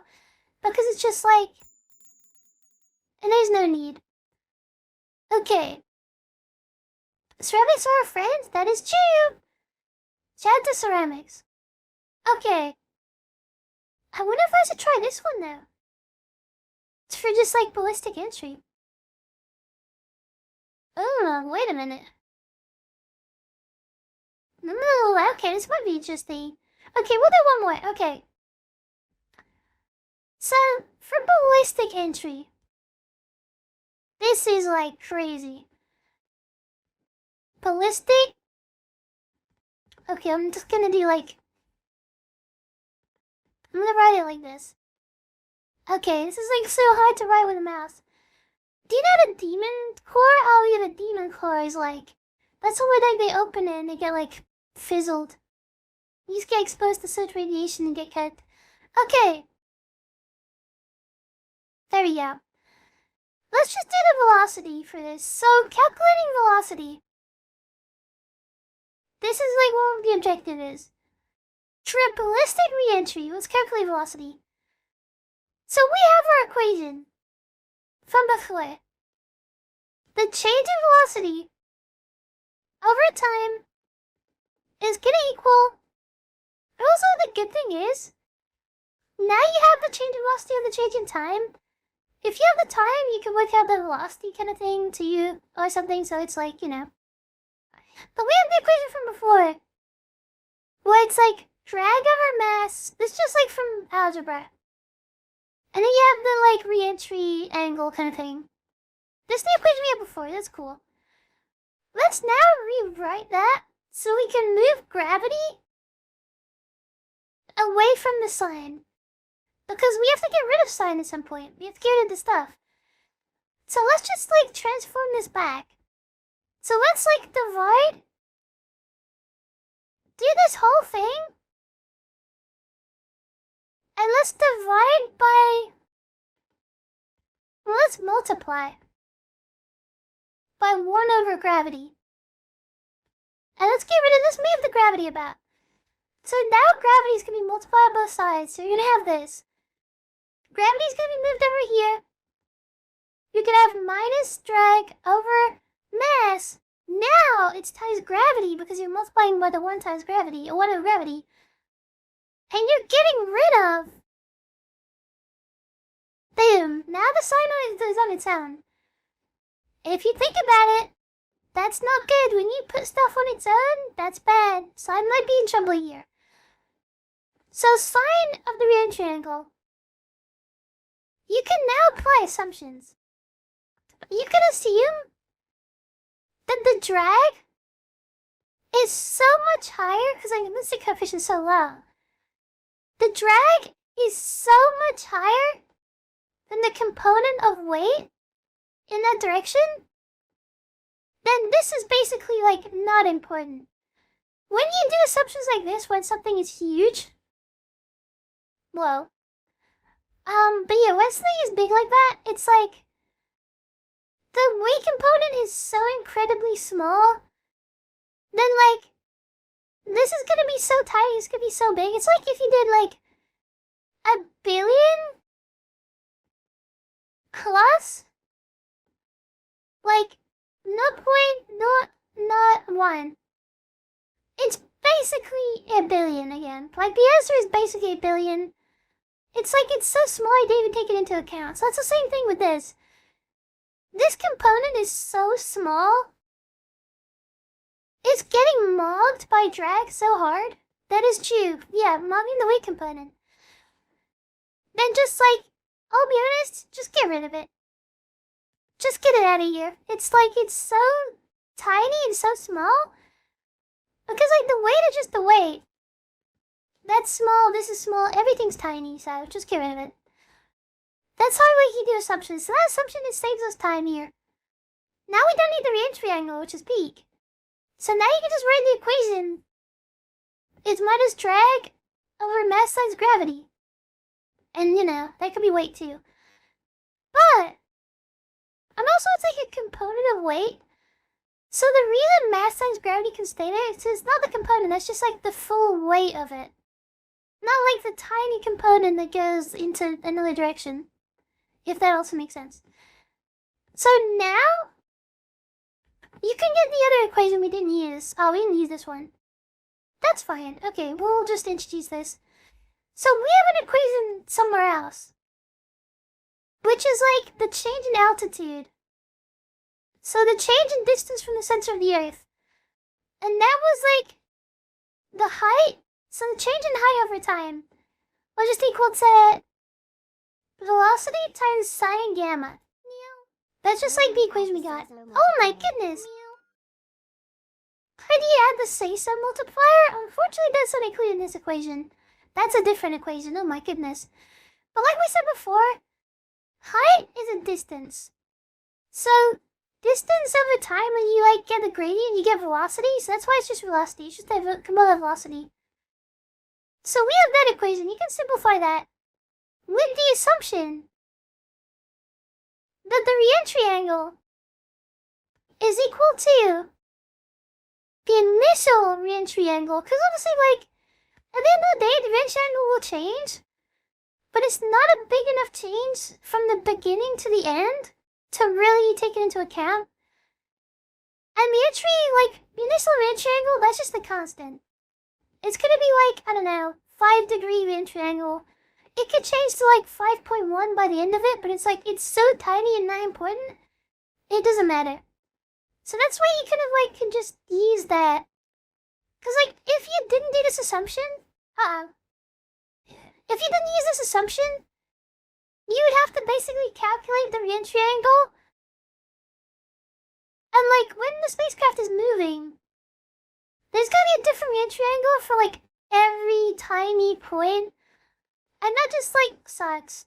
So you just take the re-entry angle from the beginning and just, it's the same for all of them. Just assume.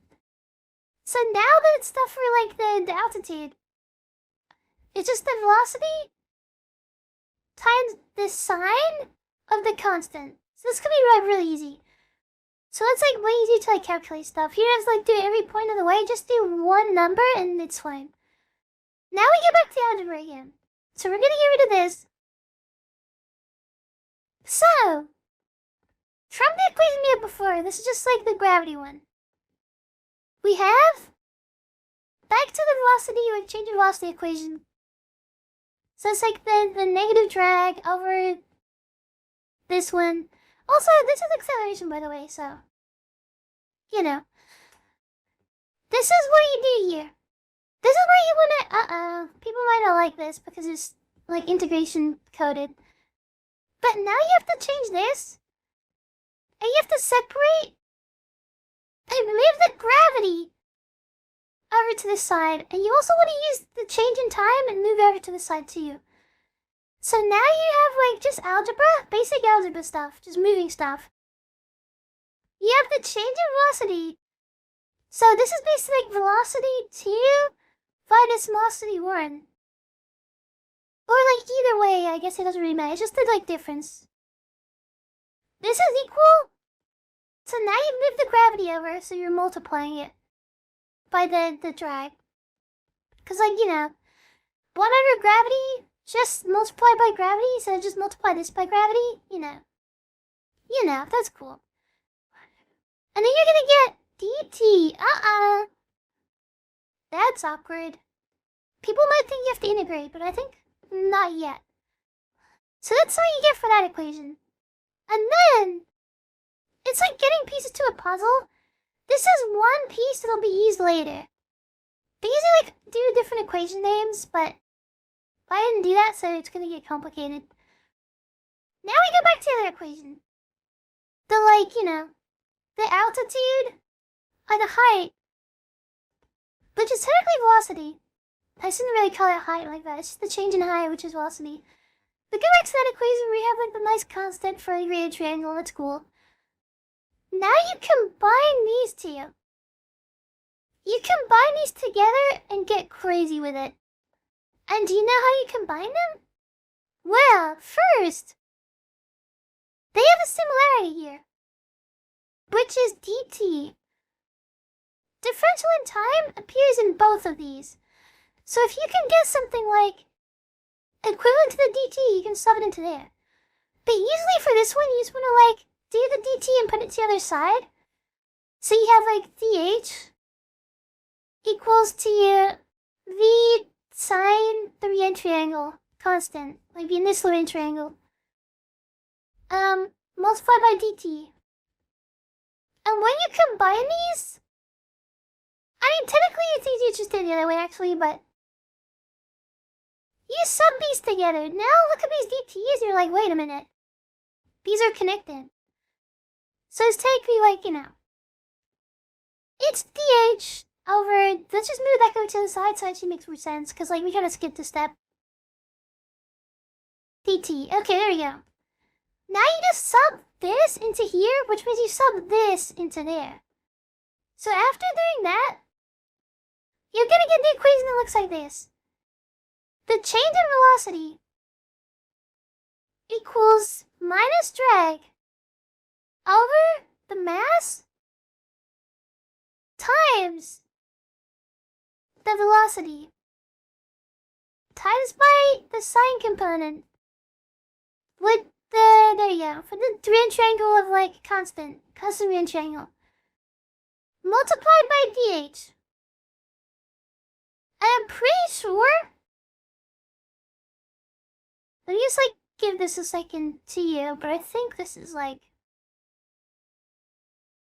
yeah, classic dt. dt is like the, it's just like the important part. It's just, that's just how it is. People love dt. I'm pretty sure they're, wait, I'm right. I have my lecture notes, by the way, so like I hope these lecture notes are basically correct. But I have a feeling there's something weird here. We combine the equations, but this one doesn't have it. Boom. I think my lecture notes are missing a G. I think gravity hasn't been taken out yet. I think you still got that. I think? Where does gravity get? Does gravity disappear? It was me, DT. It was DT all along. It's just like, that's just the thing of like, luckily I have to do the integration, so it's fine, but oh my goodness. I'll go back into pretend me. dt minus f equals safe for work? Oh my goodness. What does that mean? Okay, here we go. When will the PhD distribution be? Right after the stream? Unfortunately, this isn't PhD level, so I don't think you can get into this. I think this is from like year 3. This is technically the bachelor's year. This isn't even like master's degree level, I think. But you need this to do the master's, so it's like a special little extra course you do. I'm pretty confused here, because like in the lecture notes, the G disappears, but like doesn't make any sense. Because you haven't got any way to like get rid of it. Oh, you do get rid of it! Oh, of course, because it cancels out. There, right? The G is gone. There's no G. The G canceled out because there was like. Let me get the pen back out. It was like. dV equals negative G times. Because you like moved. It was like 1 over G and then you like move it over. So you like times everything by it. And then you had the like. Mass times gravity dt. So just. G cancels out, so that's a constant. That's cool. Okay, there we go. So now you have this equation, which is cool. The delta V equation for, dV. We don't want to get into that terminology yet. So if you recall, what is drag, like what is the formula for drag? The formula. The drag formula, I'll get it for you, don't worry. Is half times density times velocity squared times the drag coefficient times cross-sectional area. And now you have these two equations which are like, wait a minute. You can sub these in. So you swap out the D for this equation. So now doing the algebra, you have dV. Oh my goodness, now I'm on Call of Duty? Okay. I got the Call of Duty beta, by the way. Shout out to Dark Wolf. Had the Nitro code, Discord Nitro.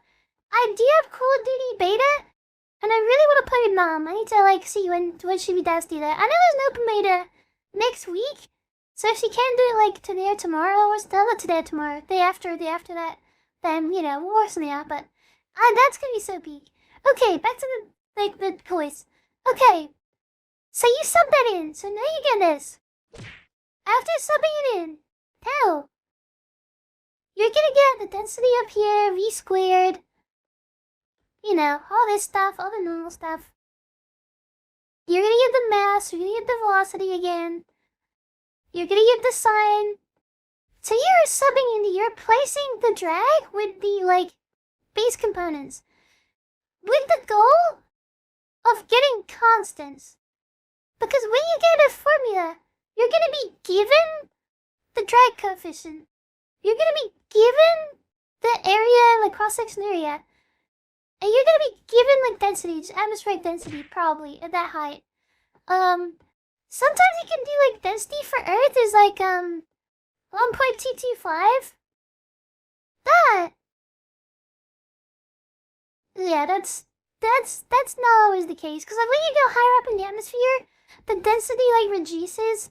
So it could be like 0.8 or something, 0.7, so you just have to like do that in the calculation separately. It's like a whole nother thing we'll get into. But we don't need to go into that. Ow, oh my goodness! But sometimes you can assume it's 1.225, like kilograms, meters squared, whatever. So, what means cubed? Question mark? Something like that. Okay. So now you have this equation, which is crazy. But wait a minute.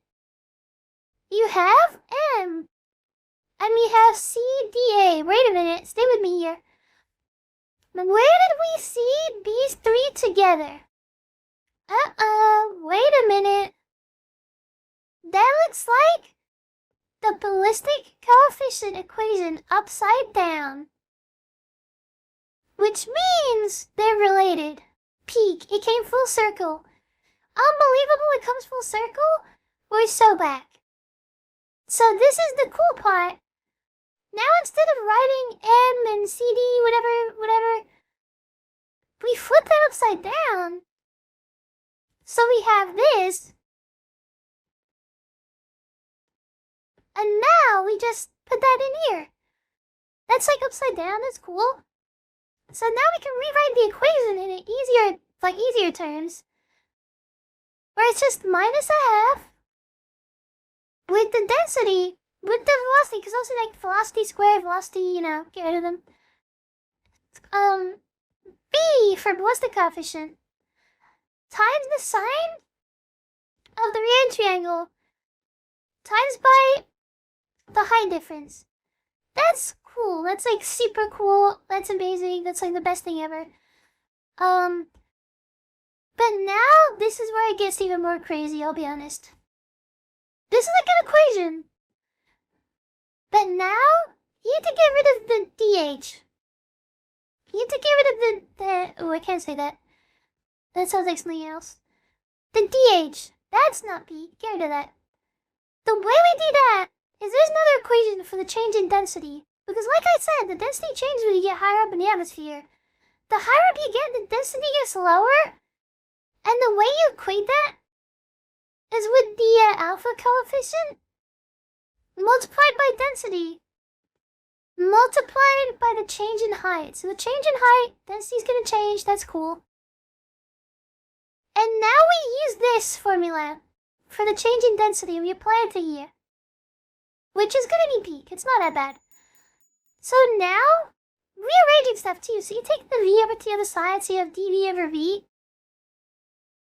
And then, for the other side, we have... Oh, yeah, and I should also mention, we have to, we have to rearrange that too, so it's going to be like, DH? DH. Designated hater? It might be, I don't know what that, maybe that's what it stands for. But you have DH and you have, just divide the other ones, so it's like DP over minus alpha density, whatever, so, something into here. Something DH into there, so you have this now, that's a new one. First of all, minus number, cancel out. I think that's the only cancellations you can do. Oh yeah, density too. So you have density on the bottom, you have density on the top, they cancel out. Density divided by density is density. Or 1, I mean, oh my goodness, sorry. That was not, DH. Okay, DH. So now we have a half. It's like combining these equations. Alpha, which is just like the coefficient you use for like calculating difference in density in the atmosphere. And you have the re-entry angle again. And that's just like, I could write the 1 like more essential actually. Just like 1. So ballistic coefficient, coefficient for density, and then boom, there you go. You need the code from Nitro. Oh no, I've got the code. Dark Wolf, shout out to Dark Wolf. Dark Wolf had Nitro and had the Call of Duty beta code, so I do officially now have the beta, and I have the code, so don't worry. So you can use that yourself or something, but thank you for giving me that. That's very kind of you. I'm very excited to play it on stream, because that's like, I'm really excited. I played one game earlier, I went like 21 and something, I feel like a 3 KD or something. It was so peak. Okay. It's like going back to my roots or something. But here we go. So we have this one. This is the new equation. Difference in density. That's crazy. And also, because engineers like to simplify stuff and make it look tiny, you have a new, beta coefficient. Where beta, in the exam, they could just give you beta, and then you don't need to do anything else. But you need to calculate it. But I think the way they do this is just for the exam, because, for the exam, you gotta get marks somewhere, so they have to split the questions into, little doable chunks. So sometimes they'll ask you to, calculate, this first, calculate beta, and then you put it into here and stuff, so you simplify it by taking this, which is just, this is the definition for the beta thing. Now you have another minus, too. This is minus, so... So now the equation, looks a lot smaller, but, it's kind of a lie, because it's just this inside of it. It's like one of those Russian dolls. Speaking as FPS, has anyone seen Vettel's new video? I haven't seen that yet. I'm excited for it now. Because it's in Counter-Strike. I know Counter-Strike really, really is not nice. especially in Europe, the people that play in Europe sometimes are really mean. So I'm interested to see how Neuro gets to do that. I think it's evil though. The evil plays it. But now this equation looks so much cooler because you're just like simplifying the entire thing. So you sub the beta, or like you sub this and replace this with the beta. So now you have like differential density over beta, where, you know, beta is equal to what I said here. Which is like peak, that's cool. But the reason we do that is because we have something not nice for a planned, or not very nice planned. Now we have BV over V equals minus 1 over beta. And you know why I'm putting the density, the density thing over here? Uh-oh. This is where it gets bad. This is integration. The density of the end, the density of the beginning, or atmospheric, I mean. And then we have the, we have to integrate this. That's why you make this little coefficient, because then you just have to, like, not write that much. But it's time. Sigma is coming, and we're about to start modeling on them. This is where it gets bad. This is where the integration is involved. This is where it gets dirty. This could be not safe for work, technically. But then luckily it's quite easy. So you have this. You have that little, like, integration for dv over v. And then, like, you take this out, like, what's the coefficient, like, or, like, the whole beta thing just take out. And then you have, like, the density, so it's not that bad. It's like people that know differentiation, I'm not going to explain it, but, you know, differentiation is basically like, instead of differentiation, we have x squared, and you, like, differentiate into x. Or, like, you know, yeah, differentiate into x. Integration is the other way around. So you go, like, x squared, and you integrate it, and you get, like, 1 over 3x cubed. And you can go back the other way, and it differentiate it, and it becomes x squared again. But that's a whole other thing. That's not... I don't want to introduce that if you didn't know it, because that's calculus, and that's really mean. Okay. But then luckily it's nice here. So just using differentiation rules, you have 1 over v. If you, like, differentiate, let's say, like, differently. You have the integral 1 over x, and you're integrating it. So this is the part you're focused on here. If you want to integrate that, it's just the, like, logarithm, like, len? Oh my goodness. It's len x. So that's fun. That's fine. So for this, like, differentiation, this is, or integration, I mean, this is just, like, this is how it goes. You're gonna get len v, but you still have the, like, the integration, oh my goodness. You still have the boundaries of v and v0, so you sub those in. So it's like, len v minus len v0, but because of the logarithm rules, you can just, like, write that as, like, v over v0. Because, like, with logarithms, like, if you have something like this where it's a minus these two, you just have to do, like, 1 divided by the other, so that's just, like, how it works. Oh my goodness, Toki, welcome! Be safe, chat, don't drink and drive? Yeah. Misa, welcome, math when I have you need a week? Oh, goodness. I'm so sorry. I hope you have the integration, but it's possible. But yeah, don't drink and derive. You can drink and integrate though. But yeah, so with that rule, like with that like kind of concept, we're just gonna do it for you, don't worry. So the equation, when you like do that, you're gonna get like the len with the v over v0 equals the beta thing's gonna stay the same. Oh my goodness! That's insane. Oh yeah, and for this one too, like integrating, you're integrating 1. So if you integrate 1, it integrates to x. So if you have like x with the boundaries of like p and p0, just sub in the p to like each time. So it's like p minus p0. That's just like how that works. That's just like integration again. So this is the equation you get out of it. And now, who knows how to get rid of the len here? We have this ugly logarithmic little len. How do I get rid of that? Well, if you have len x, and you put e to the power of len x, you get x. So this is what happens. Yeah, but he, exactly. You get a gold star too, my goodness. That was like a year ago.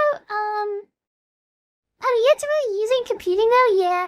For computer science, you probably wouldn't need it until you get to a point where you do like, I don't know if you will do it, but I know for like some masking, where you do like, you have a shape in like an image. It's like the image processing where you have to like take a mask, like an outline, and then like integrate it if you want like volume, if it's like 3D. That's like a whole other thing. That's like volumes of revolution stuff. Like, if you have like a bubble, it's like 3D bubble in a sphere. You could do like volumes of revolution to kind of like, or not even a bubble, just like any shape. If like a water droplet. You have an image of a water droplet. If you know the dimensions of that picture, you can make a mask, do the volumes of revolution integration stuff to get the volume of that shape. So, I don't know if you're going to use that, but I think one of my friends in Pre-Slice did something similar, so maybe it's real. Okay. So this is cool. Now we have this and it's like super peak. Wait, why can't I like zoom around anymore? What is my zooming ability? I wanna like other, yeah. Okay, thank goodness. So this is what we get. And yeah, e to the power of this, and then e to the power of that. So if you like exponential that, you're gonna get, the v's are gonna escape. Thank goodness they're free. At the cost of the exponential, now you're exponentiating the other side. So you're just gonna get like negative density minus the original density, or the constant, which is 1.225, and the beta thing. So that's what you get from that. But this is crazy here. For the initial velocity, if you're doing initial velocity E0, or like, okay, let me do it like this actually. Oh, but is that correct though? Because the P is like way higher.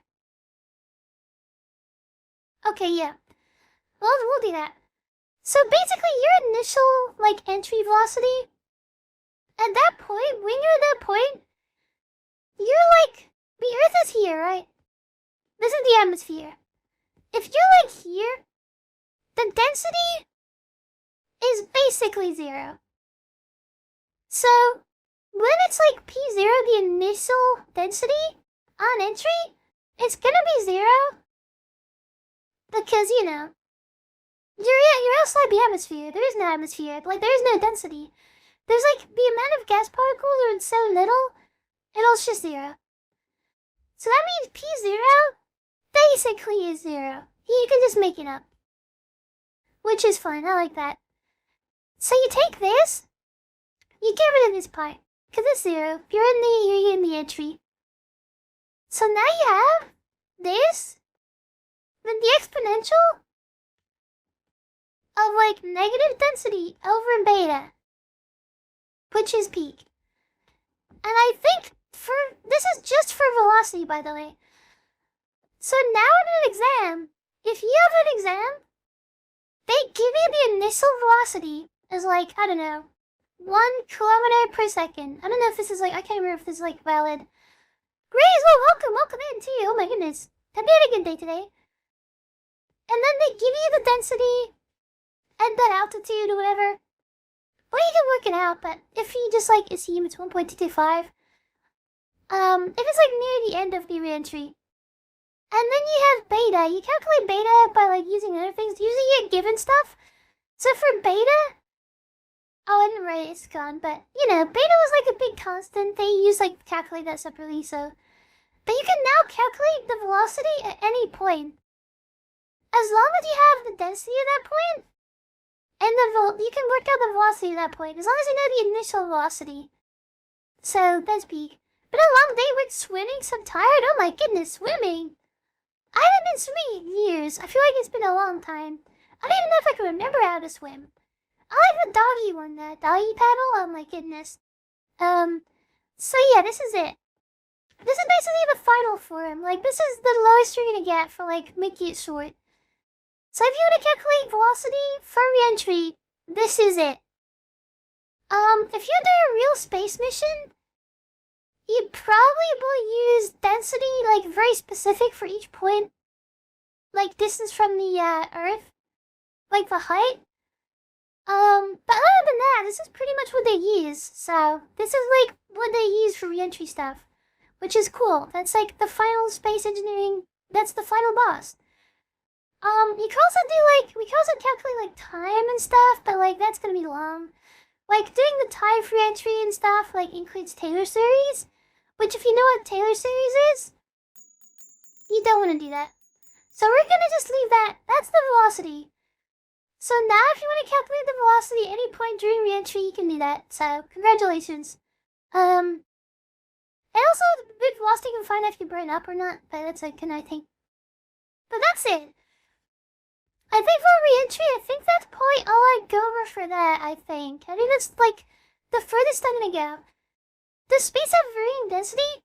Yeah, it's like, because density is basically just like the amount of gas particles, like, up in a certain volume. And, like, it's like, what, density is mass over volume? So it's like, yeah, the amount of gas particles in a given volume, so. If you're, like, really high up in, like, geo and stuff, like, really, really high up. Even, like, in space, the density is 0. And on Earth is 1.225, so it's gonna be like a gradient of, like, varying densities getting to Earth, so. That's basically it. That's correct. Post Leo and, I mean, probably post Geo, because, like, you can still maybe take Geo into account, but maybe not. It's kind of like, that's the point where you can just do what you want, because, like, there are gonna be similar enough answers, so it doesn't really matter too much. But yeah, that's the velocity. You can also do, like, peak heating, too. The heating one is crazy. Can I do peak heating? Let me take a look. Is it bringing new concepts? I think... Oh, it doesn't actually. Okay, we'll do heating. We'll do one more.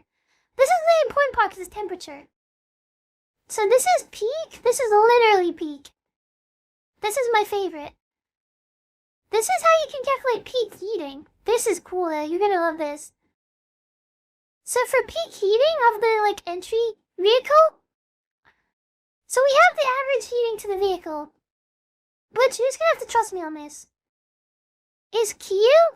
K, I think is like a coefficient. Density 1/2, or to the power of 1/2. Or you just, like, write that better. Oh my goodness, what a brush. To the, yeah, oh my goodness, it's so small. It's to the power of 1/2. And that's multiplied by v cubed. So that's, like, the heating equation for it. I think it's just, like, it's, like, Q, it's, like, joules, but it's, like, nominalized to something else. I can't remember. But it's, like, something by meter squared or something. I can't remember. Something like that. So now we go back to our equation, our favorite equation we just learned. We go back to this equation. This is, like, the little beginning part. So you go back to this equation where you have this. You have the density, you have the beta. And that's cool. And now, you rework it so you just get density.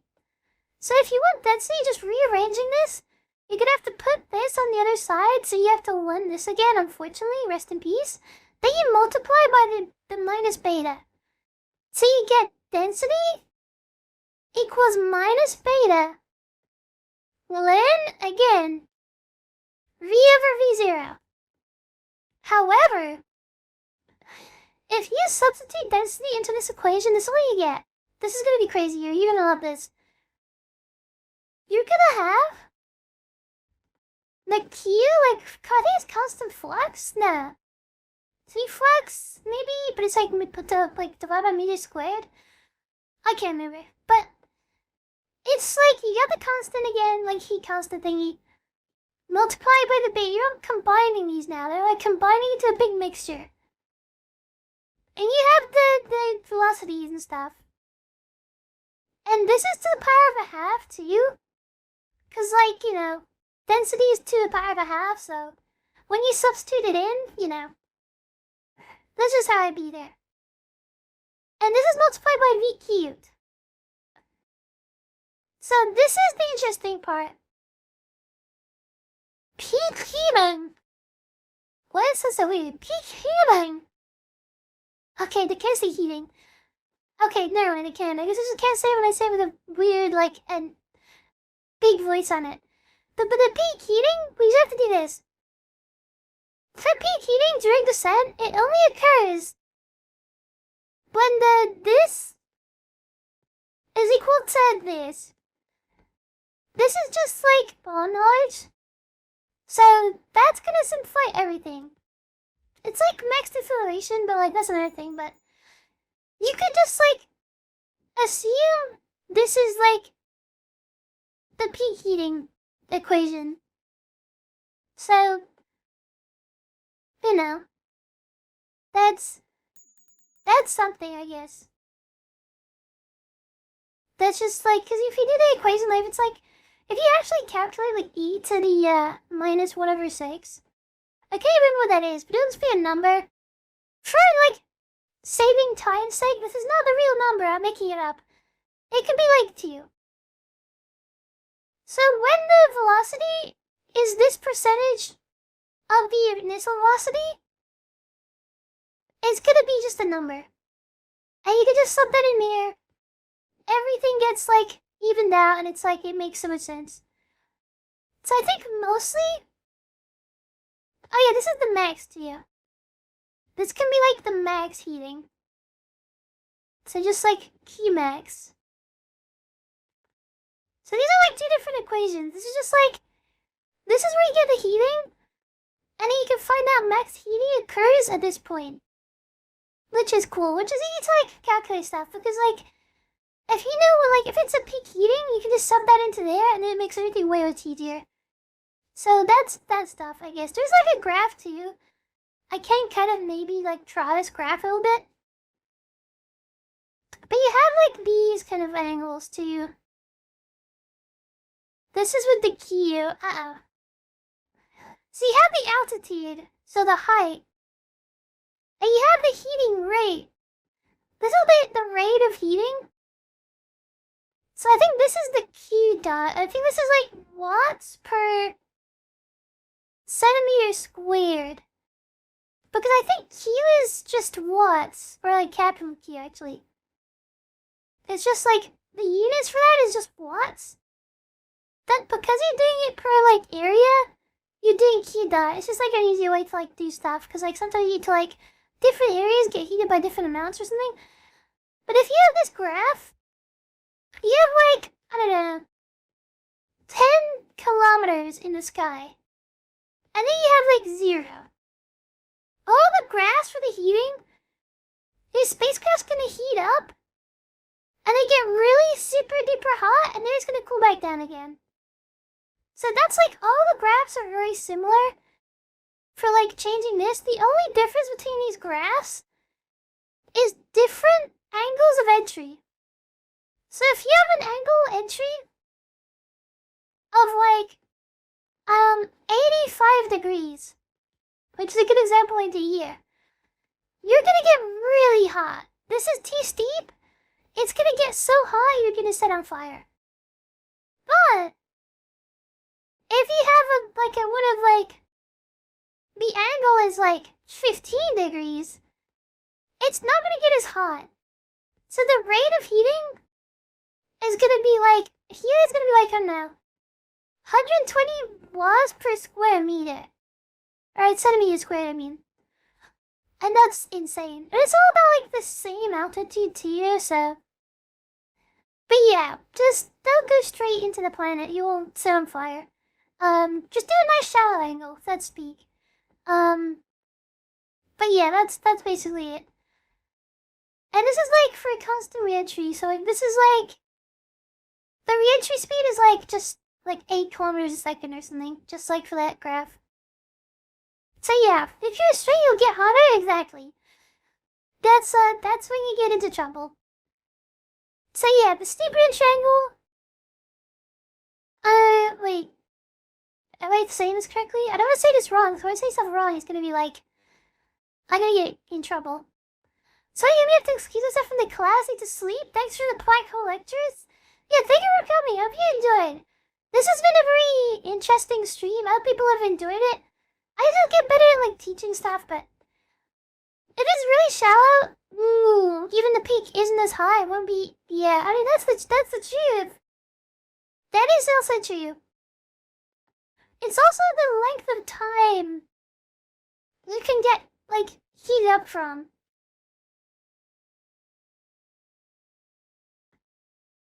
Yeah, that's just how it works. I don't know if I want to get into it though. It's like I need to whip on the other equations to show that. I mean, basically, like the steep reentry angles, like you're gonna cause like a really high maximum heating rate, but it's for a short time. So that's like that's just how it works. The time stuff you probably have to get to other calculations too, but it's for a shorter time with steep reentry, and then shallow. It's gonna be a low heating, but it's for a really long time. So, like, if you've got, like, a heat shield or something, or the heat can escape, you're gonna be, like, slowly cooking your astronauts, which is not ideal. That's why it's, like, a good balance. You don't want to be too steep, but you don't want to be, like, too shallow, because, yeah, you're gonna be heating it for a longer amount of time. And it's gonna be just getting hotter and hotter, and, like, oh my goodness.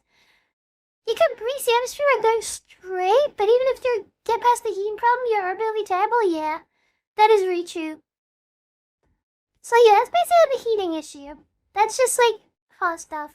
And this was the end of the video. Hope you enjoyed. Like, share, subscribe, comment, or do whatever you want. Amazing YumiPixel. And yes, I'm using this outro for like every video. Like, I just feel like it works. But I've been YumiPixel, signing out. Hope you enjoyed. See ya!